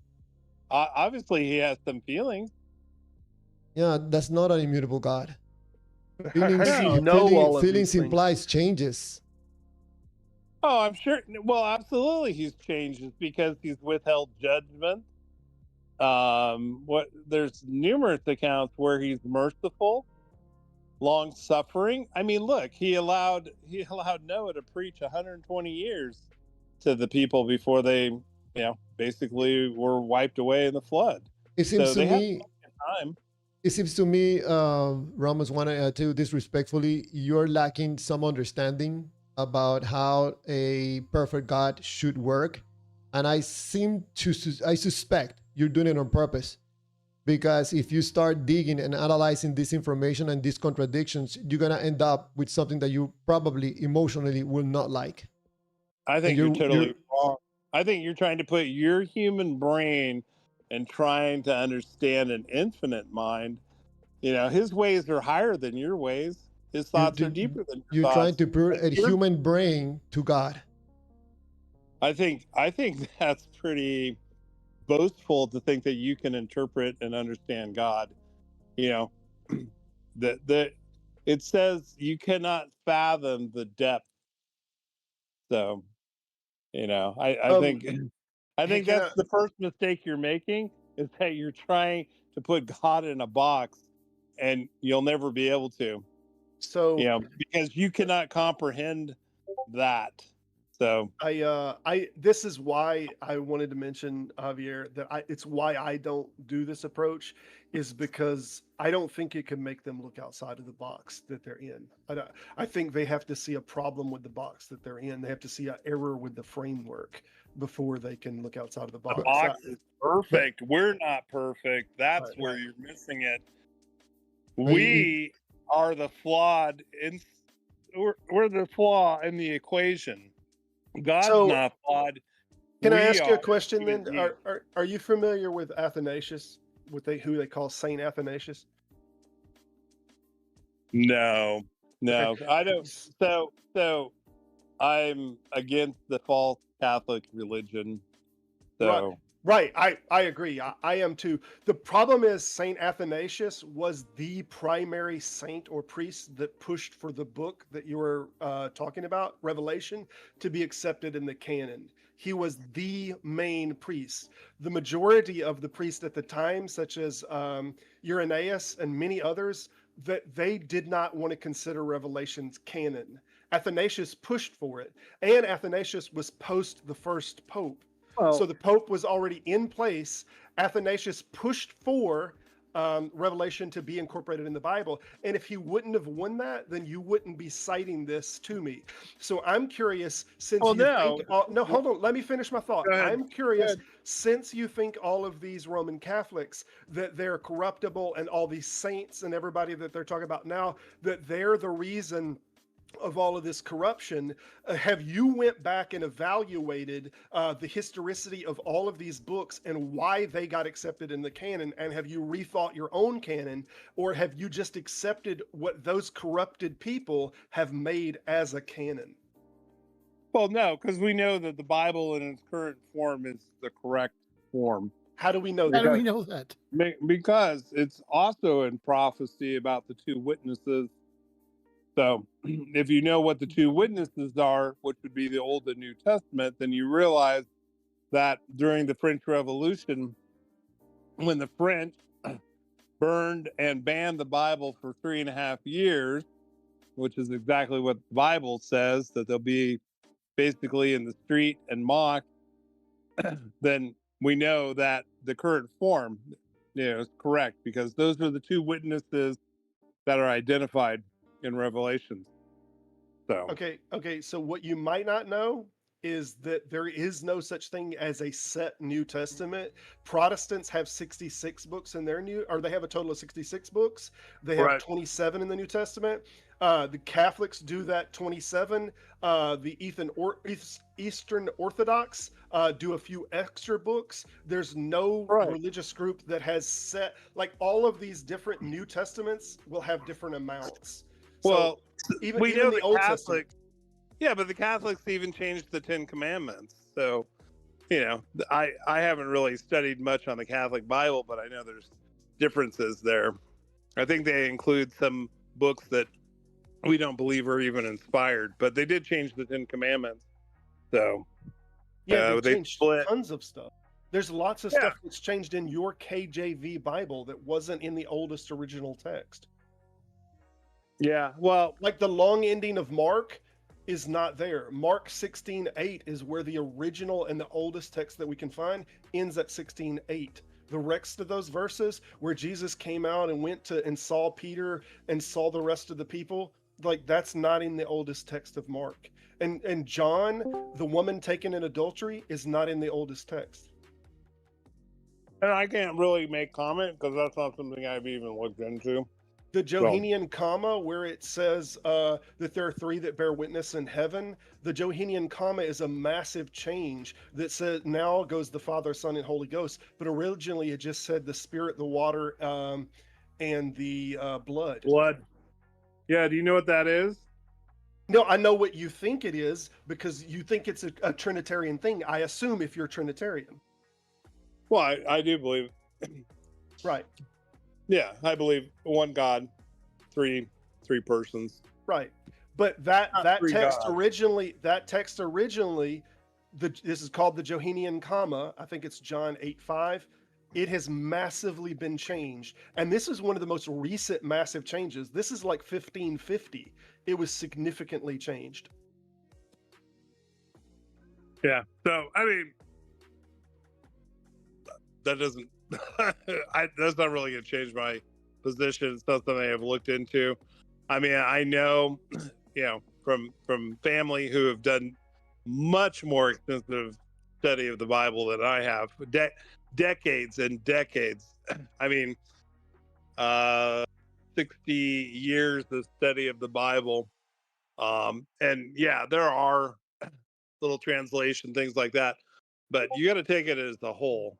So It seems to me that Romans 1, that there's no amount of information that can be presented to you that will take you away from your belief in the God of the you're Bible. right. Yeah, you're right. All I want to do is be able to share that belief with others, that and you don't have to believe what I'm saying, but I feel bad because time is short. Things are happening even now, that are pointing that we are very close to the end. And I would feel very badly if I didn't at least do my part, to share with people, kind of, like the three angels message, you know, fear God and keep his commandments, that, things are Yeah. going to happen. Romans. Romans 1, if allow me, Robert, for a moment, you can have this is something this is a conversation that Robert and me have, and also with Phantom. I know they take the route of having these conversations about more in depth and the details about the Bible, and information and data about the books and the history of Jesus and stuff like that. I take it from another perspective, from the human being, the emotional part. You have heard me asking the questions about how you feel about God and stuff like that. It seems to me interesting that you can engage in very long conversations with Robert and discuss, but you're not willing to engage in a conversation when it comes to me pointing out that probably most likely you believe in God because of emotional reasons and not because you have any evidence or anything. What do Yeah, you because think? I don't I don't subscribe to that. I mean, I understand your viewpoint, but you know, I think sometimes that you kind of twist things a little bit, and like I was saying, I understand where you're coming from, and I definitely think there is an emotional component, because emotions influence everything we do. But I think you know that as you grow in maturity, you're not going to have what I think a lot of times I feel like you're trying to describe this giddiness, you know, and that I'm like doing it for emotional. A lot of times I don't feel like I'm have any emotional, you know, when I'm like studying or reading the Bible. I'm just doing it to learn more. So I feel like I put on my studious hat, and it's not like I'm feeling joy or giddy, or in fact sometimes I feel downright sad because I realize that the broad path leads to destruction, the narrow path to everlasting life. And recently I've been studying the last plagues that will hit the planet. You're And presenting all this information. Sorry to interrupt you, Ramans One. You're presenting all this information about reasons that you believe in God, and you're presenting this information to Robert and to Phantom and to everybody listening. It doesn't seem to change anything about Robert and Phantom's belief and myself about God. I'm sure you're right. Not even 0.1%. Why do you think is that case? Why do you think that's happened? Because we reject God, or we are demons or something like that? No, I'm sure you're very nice people. I mean, I mean, it, Can, just because you don't believe as I do doesn't make you a bad person. can See, I? that One thing that you can tell about us three, at least, we have in common, we have access to the same information that you have, but none Right. of us three have anything emotionally to say about God. Nothing. right. It doesn't make us happy. It doesn't make us sad. It doesn't make us fearful of judgment. Nothing. And Yeah. coincidentally, we don't believe. Yeah, and that's fine. I mean, you got to understand. I mean, not the vast majority of people are not going to believe. I mean, the vast majority. There's really not that many historically that actually do, if you play the numbers game. But you know, and it's Any unfortunate, but it like it says, it's the narrow path. You know, Why so do you Yeah. suspect that is the case? Just last question. What do you think is this is the case? well, I'll tell you exactly, because you have a supernatural enemy that one is throwing everything. It says he walks around like a lion seeking who he may devour. We're not, I mean, there is a very real war going on for souls here. And Satan knows his time is short. He's going to do everything he can. All the entrapments of the world, the rock and roll, So sex, pornography, are you look at maybe commercials. are you maybe We've got, implying that us three cannot discern and cannot be judgeful enough to understand that probably the devil wants to deceive us? Probably we're not smart enough. I don't know if it's about smart enough. I think a lot of it has to just do with, people get so busy in day-to-day life. It's not something, You don't think that there's nothing one of emotionally? biggest lies was that God didn't exist. You don't think there's nothing emotionally from us? Nothing emotionally is blocking us from believing in God. Nothing. It's purely logical. What I think is kind of interesting, kind of going down the contrarian viewpoint. I don't know how much you look at some of the things that you see on TV, like, there's like Ghost Buster or whatever that ghost hunting show is. And there's actually phenomenon that's happening. And some people, oh, it's rigged. But there are really real demonic forces out there that are actually, interacting in the physical world. So, You think probably that we're being blocked from believing because of devils? Go ahead. I'm sorry. Go You ahead. think that we're being blocked from believing because some demon entities are deceiving us or blocking the God information? No, I'm trying to understand what no. you're trying to say. No, not really. No, but I'm just saying, I think what I think is surprising is, people that are atheists, they can say, oh, there's no God. But yet you have another side of the coin where there's, I think, pretty profound evidence. If you look at the number of Satan worshipers that are in influential positions, I think it was either Stalin or Marx that was a Satan worshiper. You look at some of the celebrities, and they clearly they don't hide it. They're Satan worshipers. But I'm talking about us three, not the stars or the other people. Us three.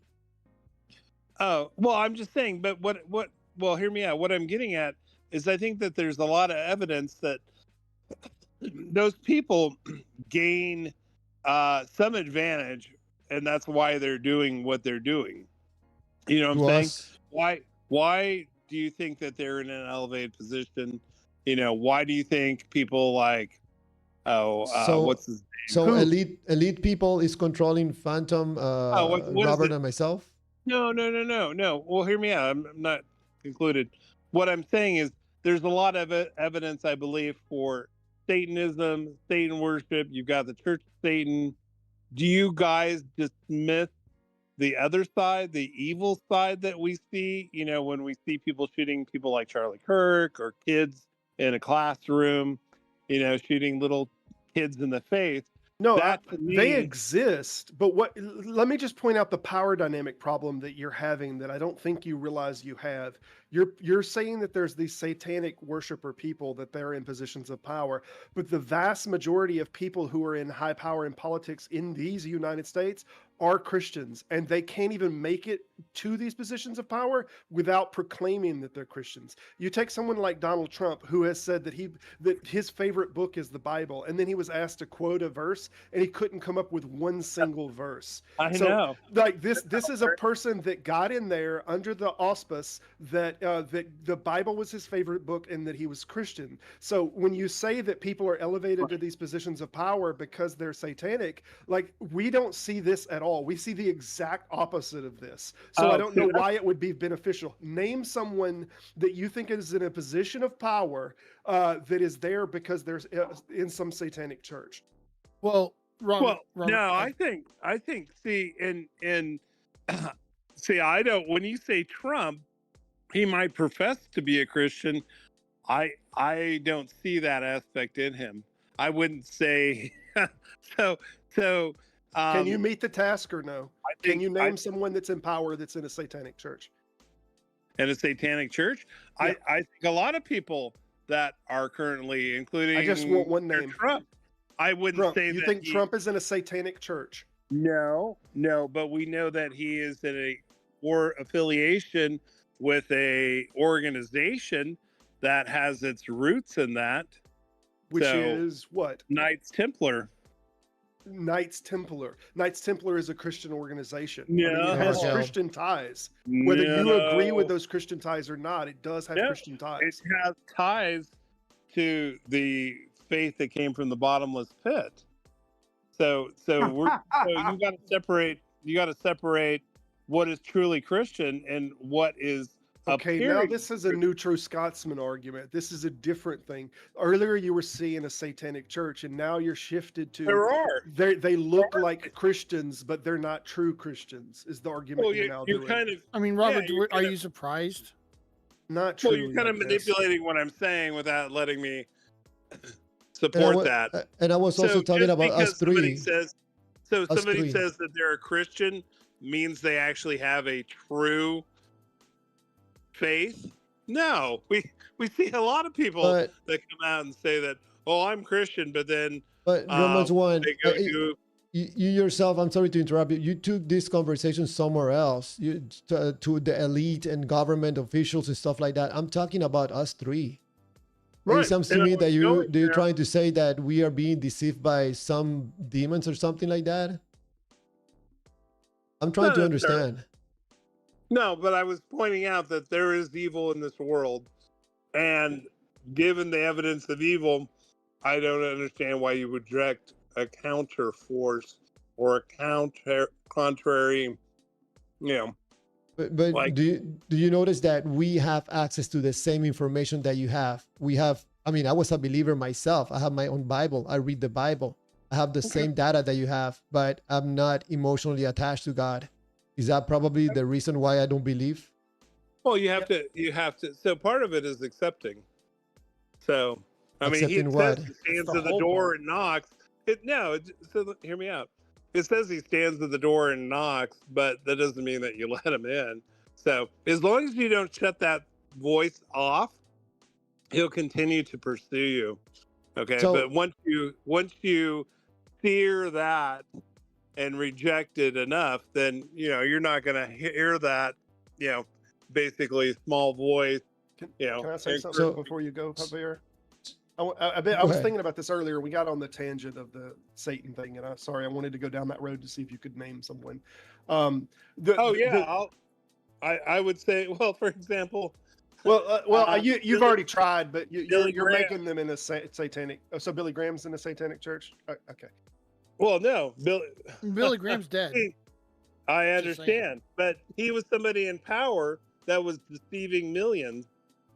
Okay. He was actually a high-level Mason. These are just facts. You don't have to believe. Yeah, that's not what a satanic church is. I mean, that's just facts. It's just not what a satanic church is. Wait. So, smarty guy, listen. The high-level Masons actually take an oath to Satan. They do not. That's just an absolute nonsense claim. Okay. All right. Okay. This is coming from somebody that was in an occult, not myself, but came out of that and is aware. So this is what I was going to point out earlier, that people like very, very intelligent people, like what's the Collins guy that did the Genome Project? Francis Collins. Francis Collins. This is a very intelligent gentleman. Whenever he wrote, though, in his book, he gave three primary reasons of why he changed to Christianity, and one of them was about he was talking to a patient about death and how they handled death and the comfort of it, and this, that, and the other. And he gave three different reasons, and all of them were emotional reasons. When the lady that was Muslim and she become the big atheist spokesperson, and then she become Christian, she was asked why she turned Christian, and she said, well, for the community and for this so loving, and it's so this, that, and the other.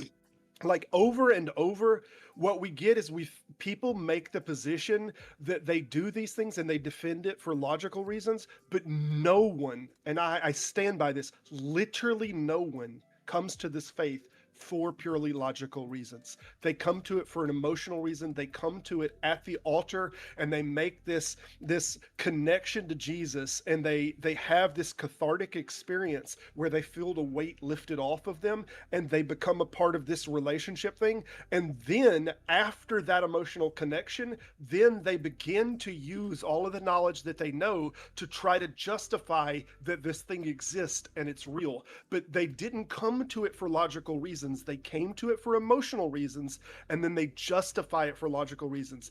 The big person that acted as if they were an exception to this for a long time was William Lane Craig, and we've had philosophers that went to university with William Lane Craig that suggested that is not the case. His whole argument that he came to this purely for emotional reasons is not the case. And Matt Dillahunty also pointed out in his book where he said he had an emotional crisis and a breakdown early on. Like, all of these people come to these things for patently emotional reasons, and then they use logic to try to justify these emotional conclusions.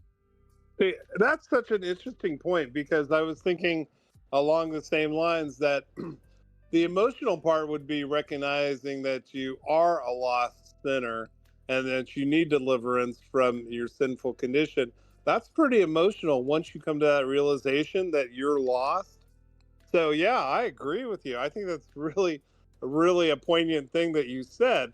I would absolutely agree that a lot of it, if not all of it, is that recognition. I don't think that you can come into Christianity without that recognition first. And I think that's a deeply emotional thing, realizing your lost condition. So yeah, I think you make a great point there. So Romans 1, so what I said before, I mean, I see okay for you to have meaning in your life because you believe in God, you believe in something, you believe in someone, it gives meaning to your life. But why go to God is real and he's this and he's that and the prophecies? What for? Because like I said, the more you study, you realize that everything is true. Basically, I realized, just my understanding has grown. And I will not profess to know everything. I mean, there's so much. It's like a endless well. You can never hit the bottom. I learn new stuff every single day. I have a question. Just to mention something, hold on, Phantom. To me, it sounds like you're trying to keep the feeling alive.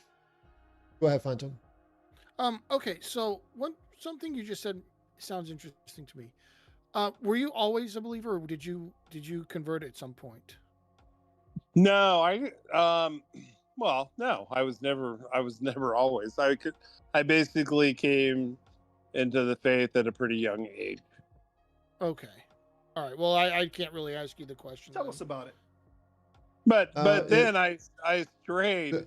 Hold on.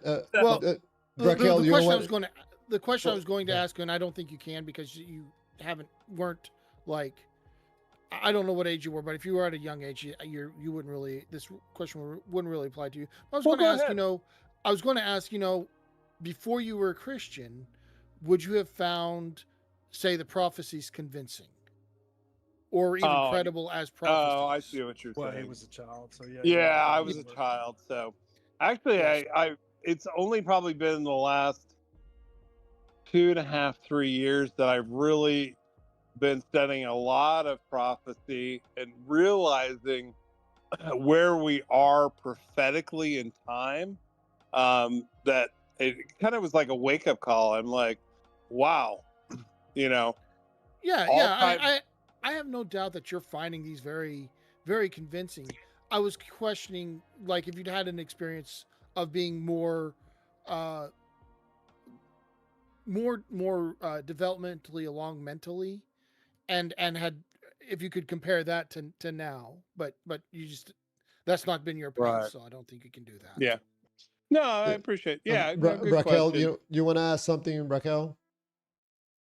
Um, actually, um, something the last guy said uh, got my interest Who, me? because children are brought into the church at a very young age, and they're indoctrinated into it, and they have no clue what any of this stuff is. Like myself, I went to Catholic school from grade Uh-oh. from grade 1 to grade 8. Why do you say oh? Catholics Well, are the devil. if you knew as much as I know about the Catholic faith, Oh, I you would know. go, Believe me, I read the Vulgate Bible in Latin well, when I right, was a but I'm talking about, kid. So do you I understand? Do you understand during the Dark Ages how many well, millions and millions of people they killed? oh, I That they know. just kind of, You don't have to. I'm on not a average, believer. I'm Hey, not a on hey, average, I don't believer. Yeah, Roman. I was going to say, I don't think they're advocating for the Catholic Church. Yeah, I'm not going to defend them. I'm not going well, to good. defend them or anything. It's called Babylon. I'm It's just good giving that you a you. background, just a background. That's Oh, it. I was just gonna say it's good that you came out of what the Bible refers to as the mother of harlots. The Well, okay, let's back up a little bit. You're talking about something completely different right now than what I was bringing up. oh, go ahead, Um, go ahead. I'm sorry. so um, the thing is people get into this most of the time if they're adults, it's when they're at the bottom for Yeah. one reason or another, either in their life or their relationships or their work or anything like Mortality, that. And mortality. over again, every time I've talked to these people, that's it. Occasionally, I run into like a fresh one. Oh, yeah, I was brought up in it and I grew up in it and I'm still in it. You know, everybody's different, everybody's experience is different. I'm an atheist. And like I said, I went to Catholic school, I studied. I was kind of pissed because of they wouldn't let me join the little kids that go up on the what did they call them? The altar boys. Um, I was mad at them because they wouldn't let me. They would let me learn with the kids, but they wouldn't let me go up on the stage or whatever it is, the altar, any to do anything. So um, I that's caused me to read that Vulgate Bible and after reading the Bible and various versions of the Bible, I realized that um, it's not it's not cohesive at all. If you just read it for what it is, and if you even take it a step further and find out who wrote it, when it was written, you start finding out that these things are like a jigsaw puzzle that there's three jigs or let's say 10 jigsaw puzzles and only parts of those puzzles are in there. That's what the Bible is. They're good stories. They might help people, but you know, if you look at it, most of the time people are joining because they need something to make them feel like they belong. That's the whole thing. That's I know. so important to human beings. I noticed, Raquel, that you use the word feel. Uh, like feel part of something, or probably to have meaning in their life. Yeah, that it makes them feel like they have some kind of purpose, Do you think even though that? that feeling has And nothing behind it but faith. Go ahead. I'm sorry. Yeah, so it seems to me that that explains why the God feels real. Well, in your head, yeah. You know, if you tell yourself something over and over and over again, you're going to believe it's real. This is what Trump does. So if anybody's finding meaning in the belief in God and makes them feel good, I mean, what out there could make a person change their mind and let go of those good feelings? Uh, what did it for me was learning more about it, where it came from, where the stories um, came from, just the history of all the religions. Did that give you a better feeling, or maybe more knowledge make Oh, you feel better? yeah. Once I realized what it is, it's basically the Bible is the Odyssey of Christianity. Do you Mm. believe Yeah. everything in the Odyssey? No. Early church writers did though. Like if you read Clement, which Yeah, is yeah, they like did, but that like was a they long time ago, sure 2,000 years. Apparently, but go ahead, Robert. yeah, I think there's this. What I recognized while I was kind of coming out of the church was this will to harmonize, like the overabundant will to make things non-contradictory that otherwise seem problematic. Like, and I realized how willing I was to try to make these fit together in a way that it was very like I was really straining to try to make them work.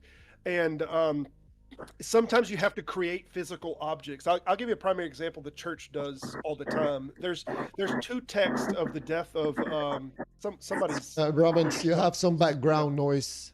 If you yeah. can mute the microphone. Romans 1. Oh, sorry. Yeah, Sorry. there's a text from Acts, I believe, and from one of the Gospels that talk about the death of Judas, and one says that he after he left the temple after throwing down the money that he left and went and hung himself, and then the other says that he fell headlong in a field and his guts burst out. And like these could just be two different accounts written by two different people, and we could say, okay, well, you know, they have two different versions of this. But when you want them to be univocal and non-contradictory, you somehow have to make both events happen at the same time. Well, you But have to make a choice. right. But here's what happens. Here's what's so And interesting about it. Like that's the rabbit hole.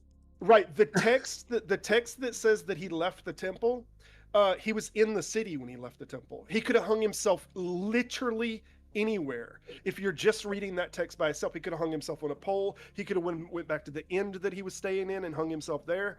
But Yep. what they're trying to do is they also want to make the other account line up of him falling in the field and his guts bursting out. So what they do is they have to create a tree in the field. The text never in any of the verses ever said there was a tree. It never even suggested there was a tree. But Christians generally will visualize this tree being in a field that he hung himself from. You know And that what was they never call that? suggested. Yeah, they have manifested a physical object that is not even in the text so that they can make this unified, so that they can Yes, make this called not dogma. contradict. Dogma. That's what it is. What they can't accept, they create a workaround. Yeah, And what this has been what's going on so forever, though. But like Yeah, Marinus wrote to, for almost yes, 2,000 years. there's an older church father that wrote to Eusebius, which wrote the church of the early church history, the ecclesiastical histories, I think is the name of the book. But Eusebius wrote that, and he was kind of one of the big, well-known, knew all of the text and knew all of the different people and the history of the church.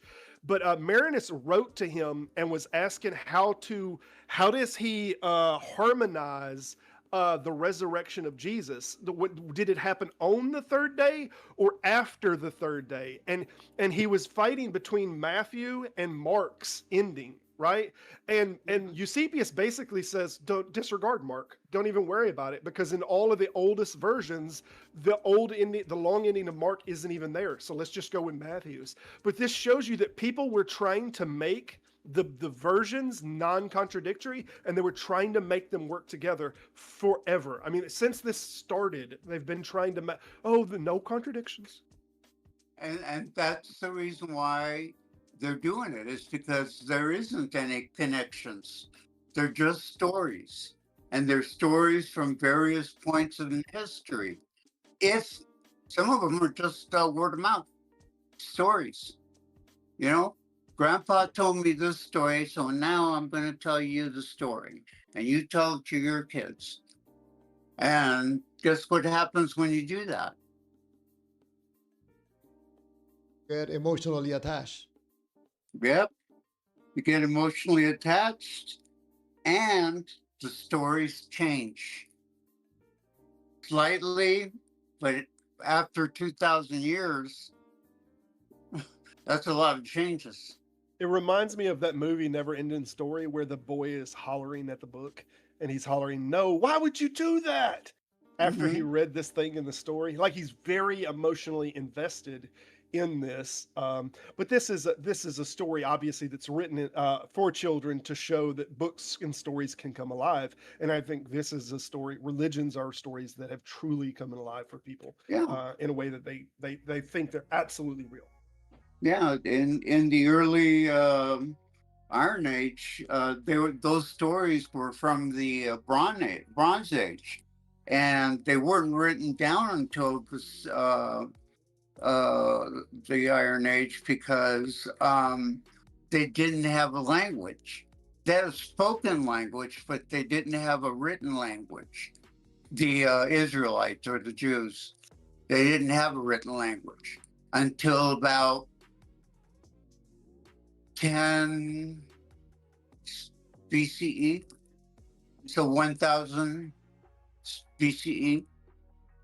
That's when they first got their language written to where they could write it down. And when they were captured or exiled to Babylon, that's where they started writing all their books. The Pentateuch, or the 5 books of Moses, the Kabbalah, and some of the other books that they wrote. So, yeah, everything in the Bible was written way after the fact. When it comes from the beginning to the end. And the very last prophecy in the Bible happened in 70 CE. It was the destruction of the Second Temple. That was what Jesus predicted. He said that was going to be destroyed. And some of you guys are going to be alive when it happens. So Revelation has nothing to do with today. It had to do with 2,000 years ago. And nothing has happened since. There's terminologies. There's terminologies like "at hand" that is used constantly. The end is at hand. This generation will not pass away before all these things are fulfilled. I mean, over and over, there's these terminologies. I think one of them is this eon, or this era, right? That this is the last era or the last eon. So over and over, there are these texts that suggest, and when you get critical scholarship, I heard this earlier, that the gentleman said, the more I study the Bible, I more realize how correct it is. But we get a counterfactual to this when we see people who have scholarships in it. So when you see a lot of people, whether you're talking about critical scholarships that like Dan McClellan or what's his name? What's the gentleman that used to be a Christian and now he's an atheist? Bart Ehrman. A lot of these scholars, like, the more they have read it, the more they are not that. The more they've studied it and understood it in its original context and language, the more they're not oh no, this is totally true. The more they're like, no, there's problems here. There's serious problems. Yeah, exactly. And the more you go down those rabbit holes, whether it's the Bible or the Quran or any religious book, whatever it is, there's the dead end. It always comes down to a dead end. So, it's, and Christianity well, actually, Islam is the latest on the block, the new neighbor in the block. Christianity and Scientology is the new neighbor on the block. oh, are they that big? I don't No, follow. they're not as big, but I mean their growth and their influence, mainly the money that they bring in, it's really growing fast. But I would say Really? even ahead of them is the Mormons. So Oh yeah. Yeah, I I mean, I lived in Idaho for about 20 years, and yeah, it's a big Mormon community there, and they basically own everything. Well, hey, Claire. Hey, I'm gonna head out, but yeah, I wish you guys all the best, and thanks, man. Thank you, Good talking Roman. to you. Appreciate yeah, it. seriously, I don't have it. Despite differences of opinion and beliefs, I don't hold a grudge. I don't either. I appreciate You know, that. and I think you're wonderful people. I mean, God loves everybody. It's just our sinful nature He doesn't like. So, Sure. but hey, be Cool. well, and I look forward to chatting with you guys in the future, and hope you stay safe and healthy. Thank Thanks, you. man. You too. Take Thank care. you. All right, take Hasta care. la vista. We're gonna be dealing with our demons and deceiving us. Chulum believers call in. Yes. I don't know, man. Oh, I didn't get the revelation that he did with Chulum, but I'm open Well, to you the didn't slip on a experience. banana peel though. That's true. That's true. It what didn't have. is Chulum? What is that Chulum thing? It's you missed it. You missed it. It's a more likely God. It's a placeholder for, and he thinks he heard the name Chulum during this event. So it's all on the screen. Look at this Oh, screen, and you'll see like okay, I'm getting it. Yeah, I'll check it out though. the non-personal God, though. Yeah, I think that it makes forgot that word make us a believer in God of the Bible stumble on Chulum. Chulum is problematic for a believer in God of the Bible, in Why my is that? point of view, Can't disprove him. because yeah, you cannot prove that Chulum is not real for one, and presenting the different property of supposedly both gods, Chulum, at least in my view, looks more like a perfect God than the God of the Bible. That looks more like a personal God, which I don't think is Uh-huh. should be properties of a real God. Like Well, like for example, emotional, gets jealous, loves, gets upset. yeah, yeah, I get that. That sounds to me more like a man-made That's God. that's the giveaway right there. Yeah, When your God has the same tendencies as you do, then it's like you created your God. You created the God that you pray to.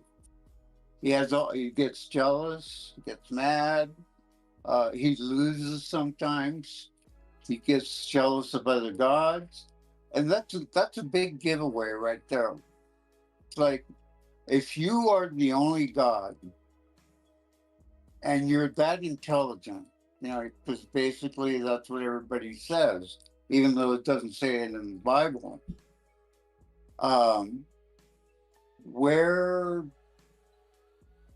I kind of lost my train of thought on that. well, one of the things that I noticed, Robert, is that I was not able to engage in this emotional conversation with Ramans about his belief in God. I might have Uh, mentioned that.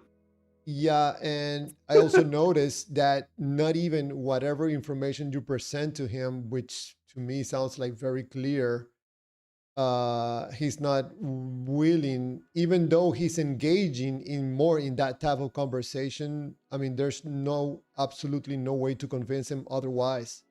Oh, from the God that he believes is real. yeah.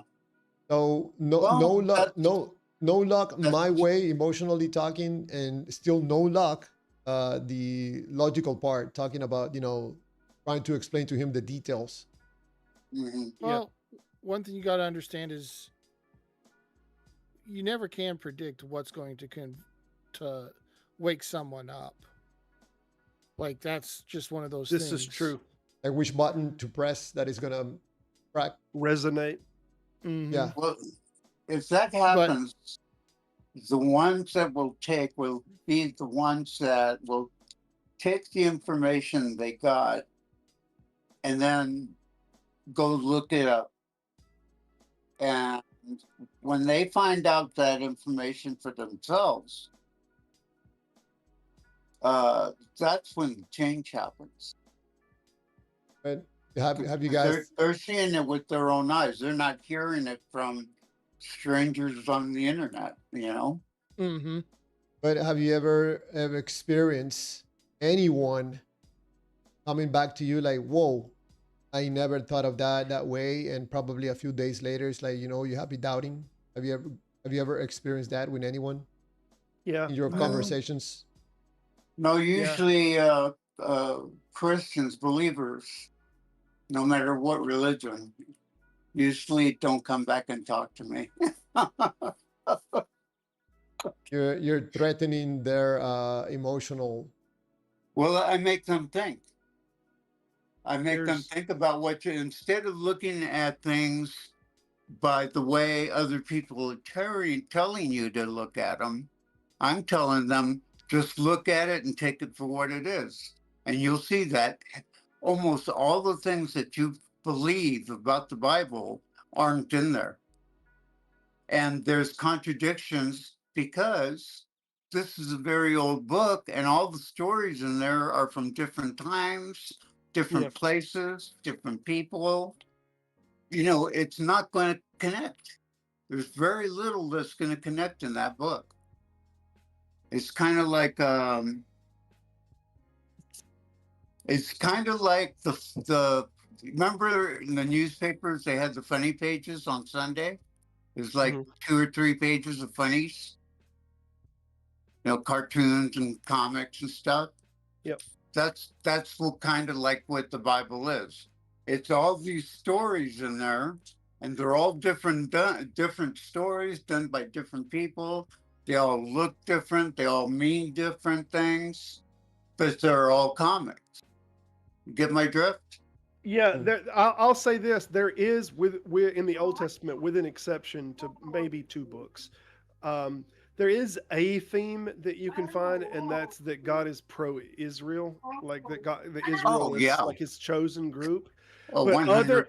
other than that theme, and that theme even breaks in like Job, for example, like that's nowhere in Job. There's no component of that idea.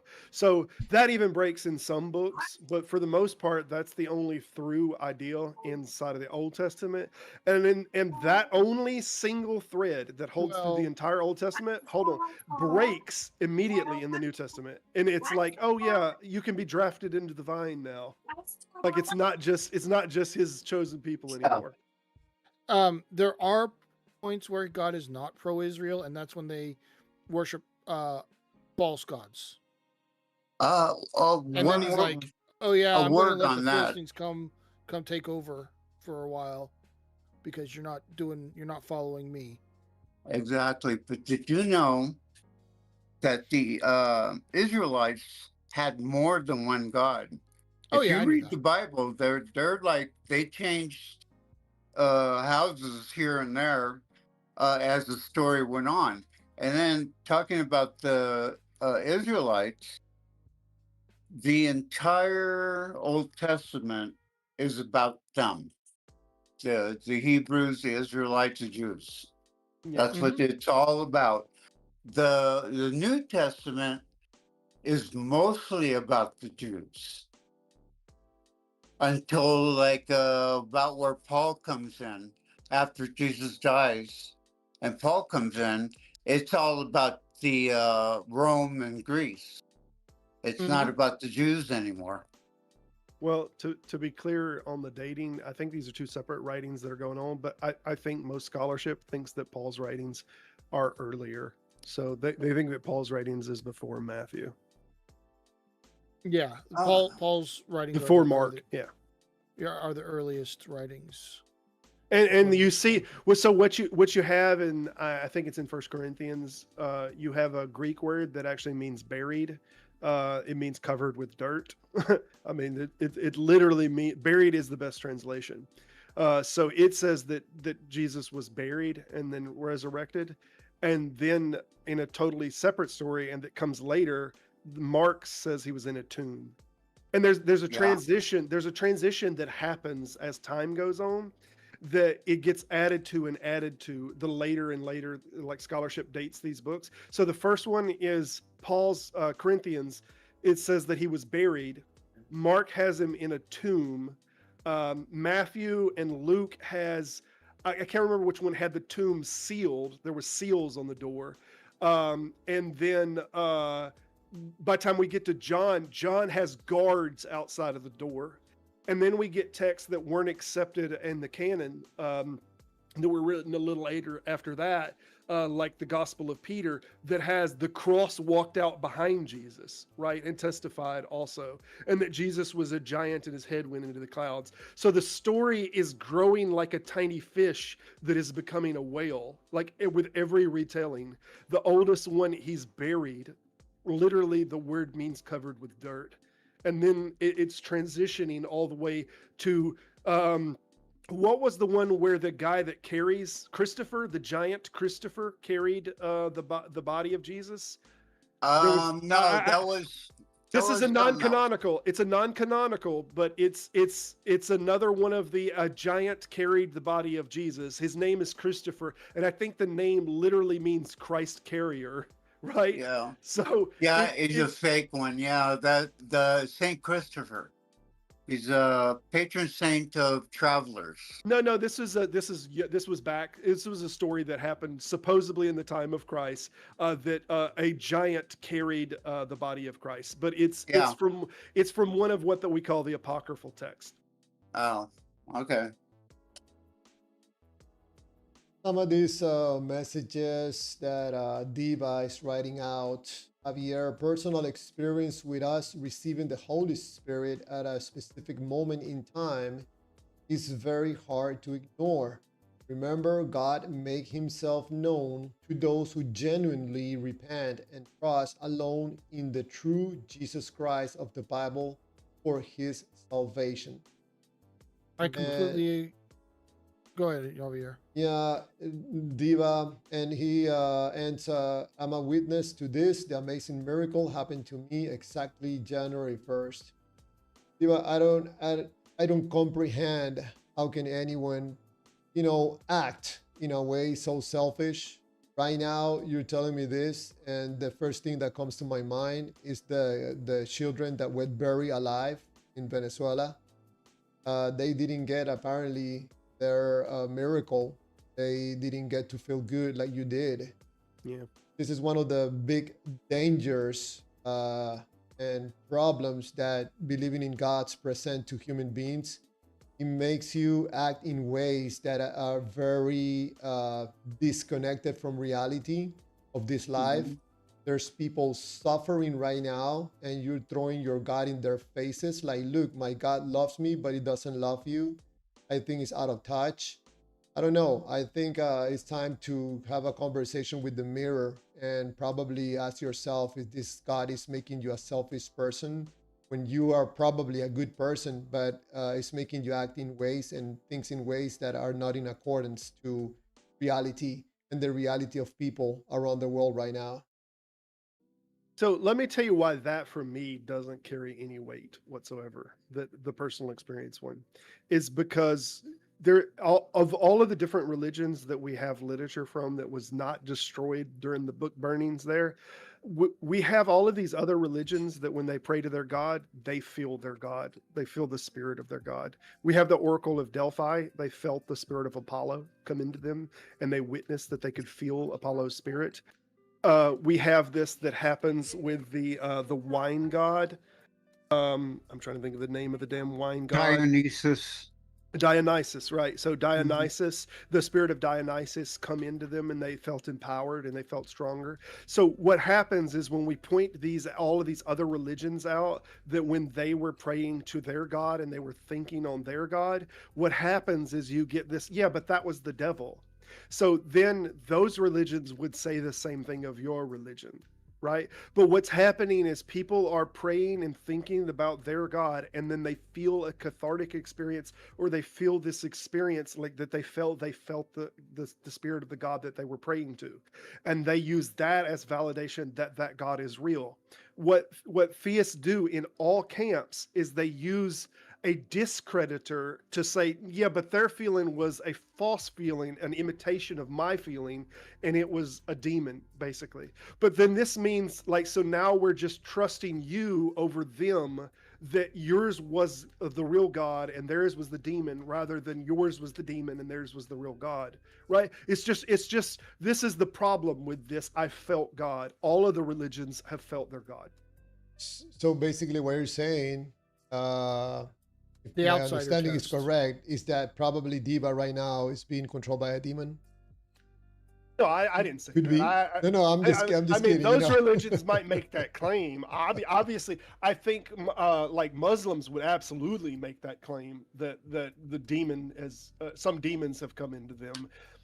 I think that would absolutely make that claim. But I've even seen, and I think Phantom, you've been with me when we've had Christians that suggested that other Christians, when they speak with other tongues, were you with me when he said that those were demons that were coming into them when they speak with other tongues? I don't know about tongues specifically, but we had it tonight. The right. Catholic Church and the Pope are the beast and the whore of Babylon. I have heard this before too. People talking in tongues in church. Other Christians says that that's the devil talking to them. Yeah. So apparently the feeling thing is extremely complicated, even among believers. Yeah. Because all of those people, though, you can't deny they 100% feel like they felt their God. Whether you think it's a demon or not, they were completely convinced. So you telling me that you're completely convinced doesn't do anything for me if you're at the same time saying, yeah, they're completely convinced, but they were wrong. Well,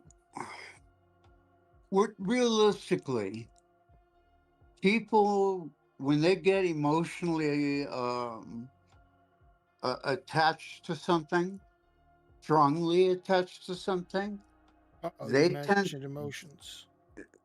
Yeah, I mean, they'll start hearing things, they'll start seeing things, and in the end, they won't even know what they saw, but they'll believe whatever it is they think they saw. That's why you'll hear a lot of these people when you ask them what you see. I don't know, but I believe now. I feel it in my heart. It's our own chemical makeup that's making people feel this way, and because they're looking at something weird, something strange, something they're not used to it, and the other guy next to you is pointing out these things and saying, and you're seeing them. That's mass hysteria. That's people just being all crazy at once. And there are recorded instances of these things happening. Robert? Yeah. Diva corrected you.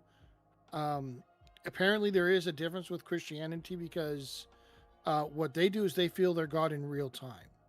So the Hindus do that. I mean, the Wicca feel that spirit come into them in real time. They feel the spirit. So I mean, even when we got these writings about the Oracle of Delphi, I mean, they felt the spirit of God come over them. It's in the text. This has been going, and that's pre-Jesus, by the way. That text is written that they felt God come into them. They felt the spirit of God come over them. Delphi used eucalyptus. Well, and some of these oracles, I want to be clear, not only do they feel the Spirit come in them, but they say that the Spirit controls them and gives them the words to say. That is similar to what the New Testament says, that in that moment, God will give you the words to say. The oracles suggested that the gods Well- are giving them the words to say.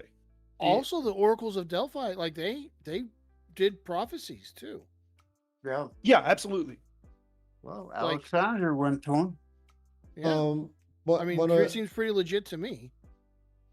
Diva also writes that all children who died are instantly in heaven. Diva, I don't know if you ever saw a video of some of what happened to some of these children in Venezuela. Some of them were buried alive, like for 4 or 5 days until they die in darkness. And yeah, so probably one of the stories of the many stories, a mom lost 2 of his children, husband, mother, and now she's trying to deal with the loss. So what happens to the mom? She's gonna be interned in a hospital because she cannot handle the death of her entire family. How do you deal with that? No miracle for that woman, no feeling good for that woman. And there's many hundreds of stories like this one of people still looking for their dead relatives under the rubble.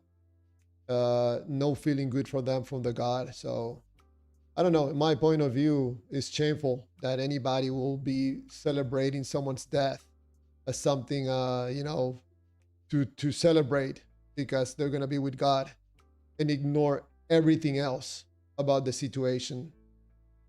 To me, extremely detached. Go ahead. There's something also very morally telling about statements like this, that all children will go to heaven immediately. Like there's no text in the Bible that says this. So this is something that they can imagine. They have imaginings of what's right and wrong and what's good and bad, and then they just pose that onto the text. I mean, at best, we get a text in Deuteronomy that says that children that don't know of good from evil or something like that, that they'll enter the promised land. Right. That's at best what we get. But there's no text in the Bible that unambiguously suggests that all children go to heaven. But the problem is modern people that have a moral sentiment about them can't imagine children going to hell. Therefore, they just put them in heaven in their mind. And they say, well, that's what God would do. The personal God. Fix it. Yeah. Move it. They have their shape own it. morality. They have their own morality, and they imbue that onto God. Well, that's what God would like. This is why, like, the Old Testament text has slavery, and there's no problem with slavery. They say you can take slaves from the surrounding lands and whatnot, and that you can own them and pass them down to the next generation forever, right? And they'll act as if, no, God didn't want slaves and this, that, and the other, because they now have a moral sentiment that says that this is wrong. So now their morality is imposed onto the text so that they're making God more moral as they become more moral. Yeah. I've heard supposedly God has different levels of punishments. Apparently, different times that you're gonna spend in hell. Heard stories that people say that God ultimately leaves everybody out of hell. So it seems to me that whatever shaped the God into something that is more acceptable. Some people believe that, or some Christians believe that. A lot of Christians will say that's a heresy. Wes Hoff says that everybody is gonna be out of hell. You guys know. Sure, I'm Wes Hoff is. not saying, Javier, I'm not saying that there aren't people that say that. I am saying a lot of Christians will say, hear That's that. a heresy. That's a heresy. Okay. It's been going on a long time. Actually, one of the earliest ones I think was Origen. He suggested apocatastasis, or a type of universal reconciliation, and the early church they made him a heretic after that. So suggesting that everyone would eventually come into God and that be with God, like, that's a heresy for many. What happened to him? Well, it was post facto. Decapitated?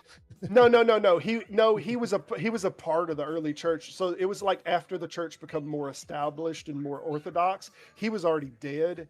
and then they kind of branded him a heretic. But like the early church wasn't organized yet to brand him a heretic immediately. He was one of the very early church leaders. So, and they, unlike other popes, didn't dig him up and put him on trial.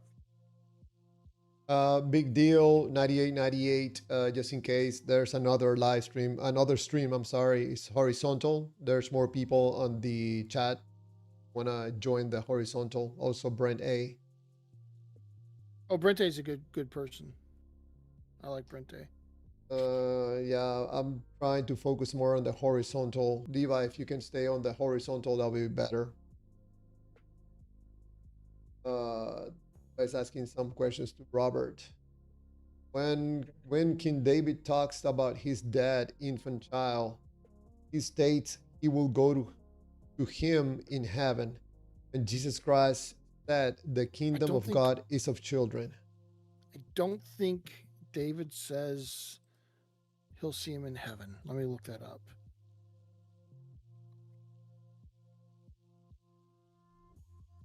You keep talking. I'm just going to look that up. Diva also But I don't writes think out, he uses the word heaven.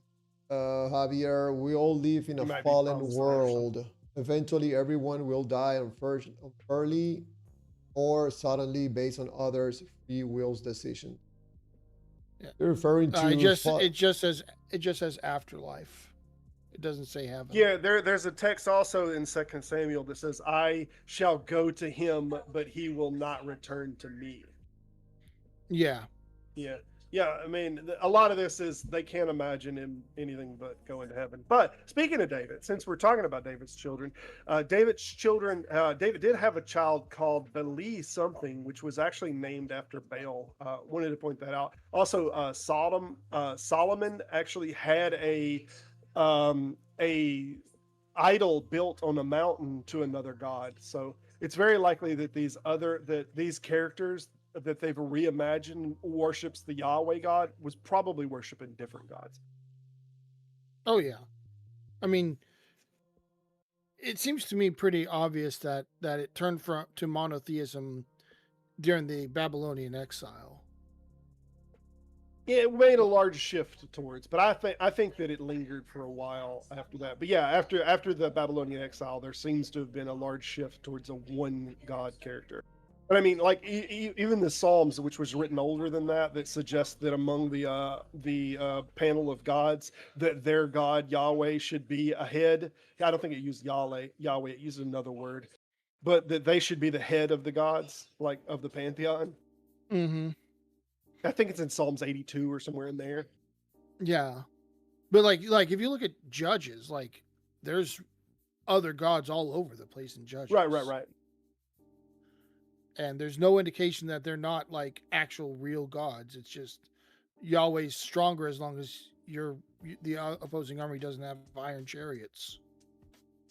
As long as there's not iron chariots. That's a joke, Clearwater. If you didn't know it, there's a text that says that the Israelites defeated this army because they had God on their side, but that they could not defeat this army because they had iron chariots. So the ideal is like, I can do all things with God or with Christ, but not if they have iron chariots. It is a joke.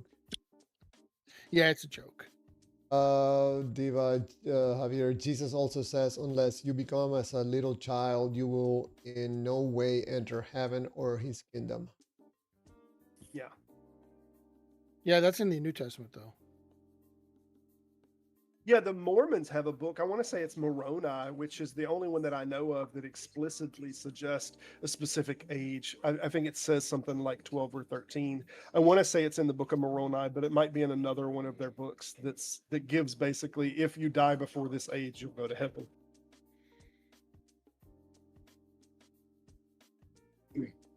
But I think everybody just has that. They see children as innocent and they don't want children to suffer. Right. But I mean, this is all a moot point because there's no other place to go in the Old Testament. There's no hell in the Old Testament. There just isn't a hell. There's just Sheol, right? That's all there is, which is like the grave, right? There's no hell anywhere in the Old Testament. So no children go to a hell because one doesn't exist. What about dogs? All dogs go to heaven. I mean, that's just. I mean, I've heard it on good truism. authority. Oh yeah, yeah. Everybody knows that. It is known. I'm fixing to jump off here, y'all. I appreciate it though. I'll talk to y'all later. Thank you. Yeah, Ro, I got to appreciate get it. going myself. Thank you, Raquel. Appreciate it. No problem. Talk to you another time. All right. Thank you. Well, I'm reading some of these messages from the chat. EP Seeker, wherever Rome claimed land, there was shrines and temples that follow, even all the way up Great Britain. Then Christianity started to spread wherever Rome was. Yep, that is true as far as I understand. Well, kind of. What one thing the Romans did is they would like try to co-opt the local religion to some extent. Like they would point to, oh, you got this god, well that god is our god this, or whatever. Like they would try to co-opt the religion, and then also they went through a whole process of Romanization where they would culturally indoctrinate the next generation after they conquered a place to make them more Roman and less likely to try to rebel and stuff. Romans had a pretty good system going on there for managing their provinces, I think, especially given the time period.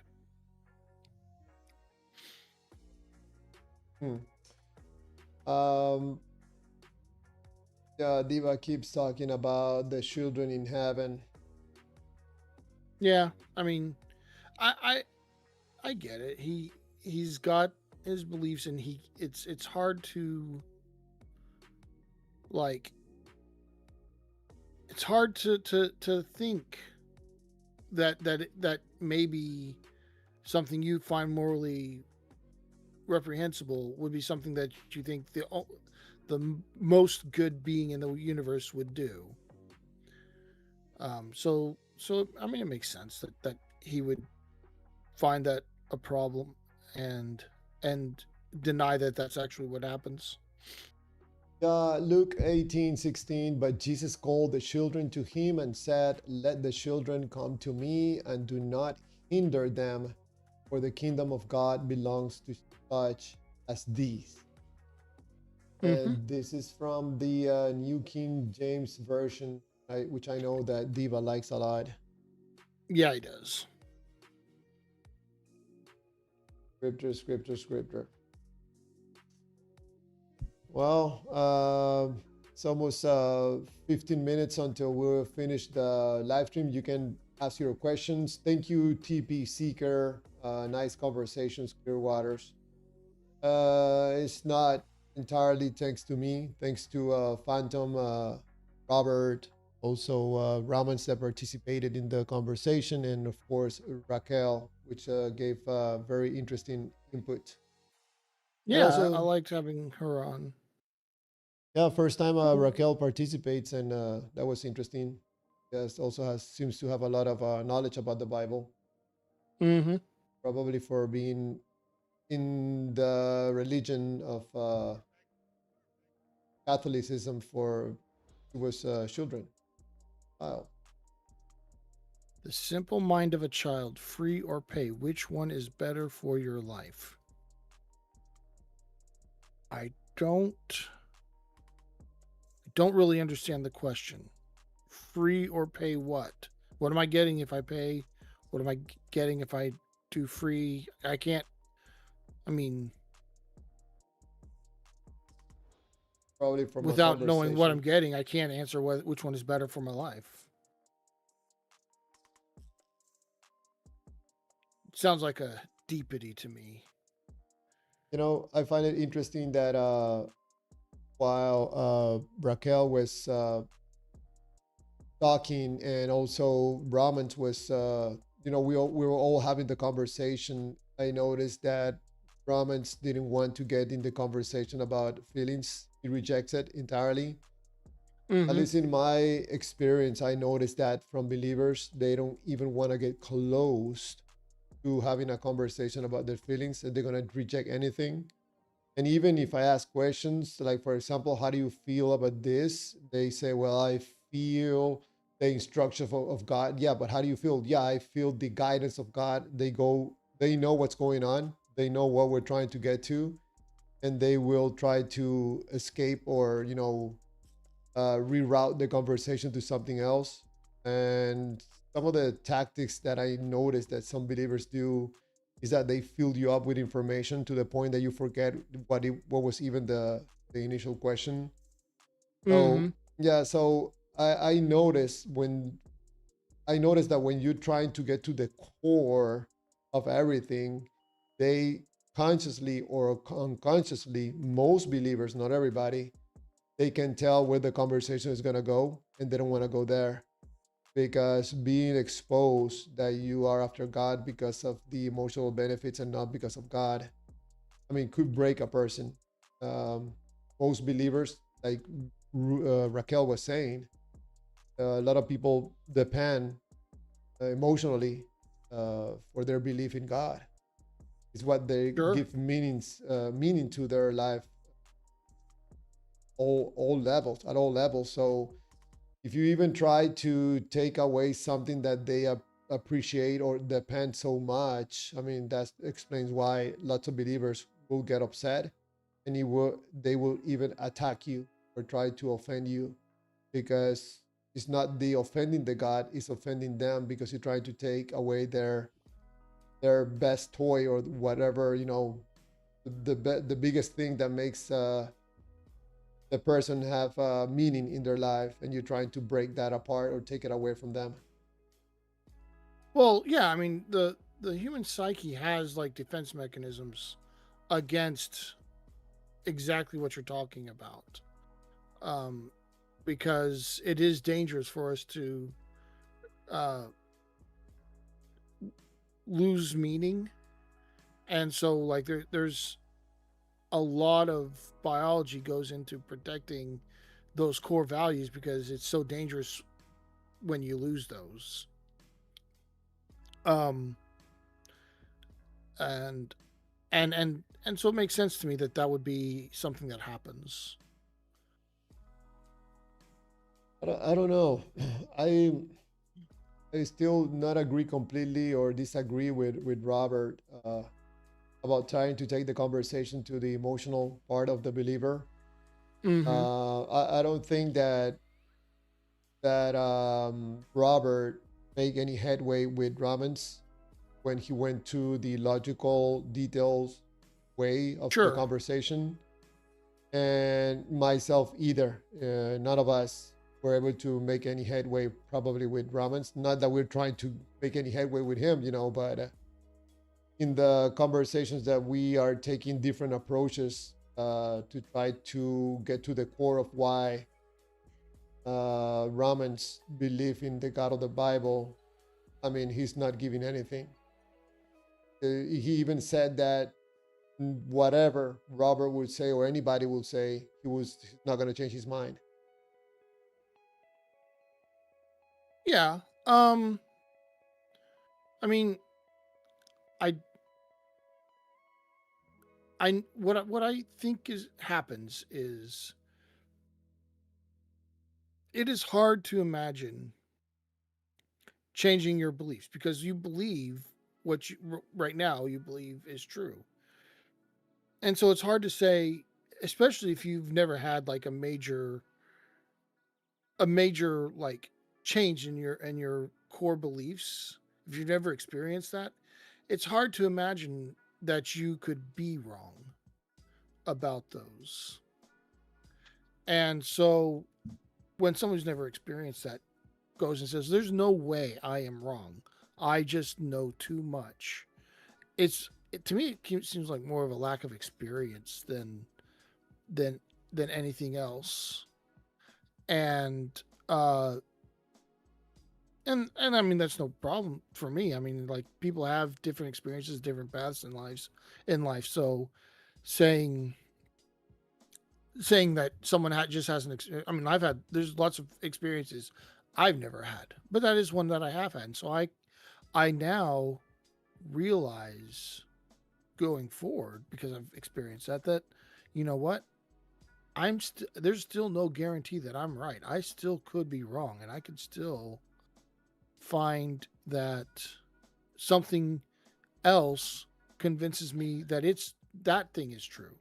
Now I can't imagine what that would be, and I can't imagine what would convince me. But having gone through it once, I know it's possible, and I know it could happen again. But if it's never happened, it's a lot easier to say there's no way it could happen. But I don't think anyone is completely closed off to having they call it a quantum change when that kind of change happens. I don't think anyone is completely immune to having quantum changes. I have never ever, of all the hours that I have spent listening to debates or people having discussions about God, different gods, or God with an atheist or anything, I have never witnessed somebody changing their mind. And I have Well, seen quite a few debates. it doesn't happen in debates. That's why I don't like debates, or that's one reason I don't like debates. I don't think they do anything. Um, what I'll tell you what is, in my opinion, the most likely thing to happen. That night we did just questions, no opening statements, just questioning, cross examinations. There's a thing called the Socratic method, and the Socratic method is, if when used properly, what it's supposed to do is help you uncover why you believe what you believe. And most people, if you guide them through that, if they don't believe for good reasons, they'll recognize that when you get down to it. But it takes a willingness to be open and honest on the person who's being interrogated, and it takes a seasoned person, a seasoned questioner to be able to navigate it too. But that, to me, that's the best way. And frankly, like I like Socratic questioning, and I don't really care if people change their beliefs. Like I'd rather them say, I know why I believe this, and I think that I'm happy with that reason. But if they've truly examined it and still stick with their beliefs, I'm happy. I just like helping people examine those things. But if you're interested, I would recommend looking at Anthony Magnabosco, because he has his channel. He doesn't put out any new stuff in a while, but he has a lot of things where he doesn't care about what kind of belief it is. He just says, "Hey, I want to talk to you about your beliefs, and we're going to discuss that. We're going to try to discover why you believe what you believe," and he takes it through, and you can see, and he likes to do it likes to interview the same people multiple times over the same belief. And there's more than one instance where someone's come back and said, you know what, our talk got me to thinking, and I realized I don't hold this belief for any good reasons, and I don't think I believe that anymore. What you say? His name is Anthony what? Anthony Magnabosco. I'll put a link here in the private chat. Let me look it up. And you can put it. So I don't have mod status on your chat, but if I give you the link, if you put it in your chat, anyone can go watch him if they're interested.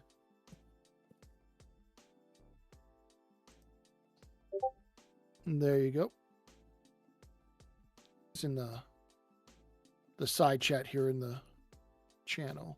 Or you can drop it also on the general, but I can see it. Oh yeah, I can put it in the general chat.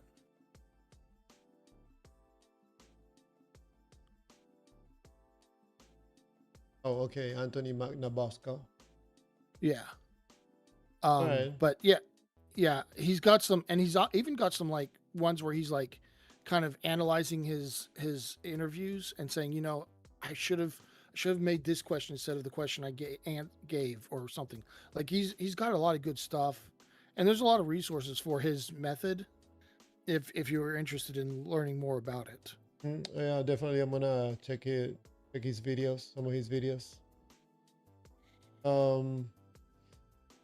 You know, this questioning, one of the things that it just came to mind right now when I was asking questions to Brahmins, the main thing that he was concluded from my question that I was trying to make him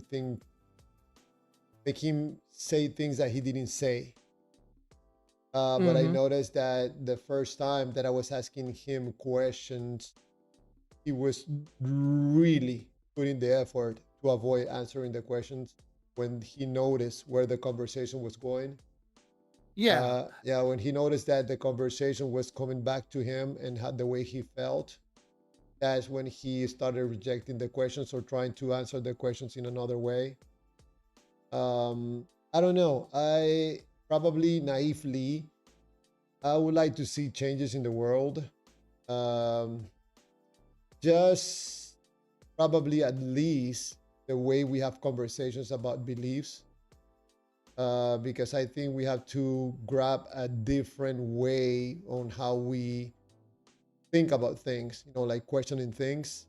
And I don't know. I'll prefer to leave a person asking questions and bring up and uncover that the person is rejecting having a conversation about what the real subject of the conversation is, the person's feelings, than trying to engage in a long conversation about details and stuff like that, where I know they're gonna reject everything with a lot of words and, you know, telling stories or getting into preaching. But when you get a person to talk about their feelings and how they feel about God, they will reject it. And I'll prefer Yeah. to stop it there, which people that are listening, they can tell where the conversation is going and where exactly it stopped. I think there's more, in my point of view, there's more value there. Conversation. I suppose for me, I like having conversations with people because one, the main thing for my purposes is I would just like to know the person better. I'd like to know how they think and why they think what they think, and like to me, so excuse me, to me, there's this dichotomy of control. I can only control the things that are that I can control, and I can't. What I can't control are how you react or how you know change about the conversation. So if I can't control that, it makes no sense to me to have any goals for that, because that's more up to you. What I should do is set my goals on things that I can control. So if I set my goals for getting to know the person better, getting to understand how they think better, well, that's something I have control over. I can achieve that goal based on how I conduct my side of the conversation. In general, like you can't run into people who just shut down and don't talk. But in general, like I can control that side, my side of the conversation. And so I prefer to set my goals and conversations based on that rather than based on something that is not in my control. Okay. All right. That makes sense. I think you have a little bit of appetite to get engaged in the conversations and get to know the person and the way they think and try to understand why they think what they think. If I'm not mistaken, is that? Yeah, I like exploring those things. To me, it's just interesting to me to see how the different ways different people think about things. What do you conclude about Diva? Um, Just to finish the live Diva, stream. I'd rather not say on the air. Okay. I think Diva is possessed by a demon. I don't think that's the case. I'm just joking, Diva. All right, man. It's been 3 hours. I'm done for tonight. Thank you so much, Phantom, for your input, your conversations. I really appreciate it. Diva, why you forget about Chulum? Not forgetting about Chulum. This is not the last live stream. We're gonna be talking about Chulum. We're gonna bring in more and more because I think it will be good to people to get to know who Chulum is and the benefits from believing in Chulum instead of the God of the Bible. So definitely not the last time. Apart from that, you can buy shirts from Chulum and coffee mugs from Chulum. So So Chulum doesn't care, but he's got his merch store.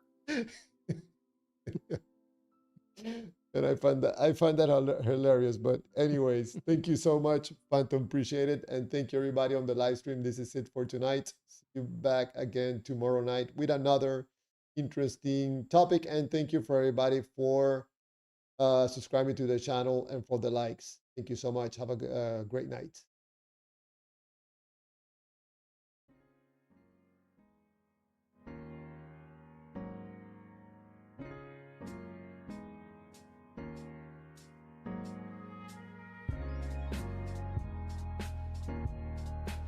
Thank you.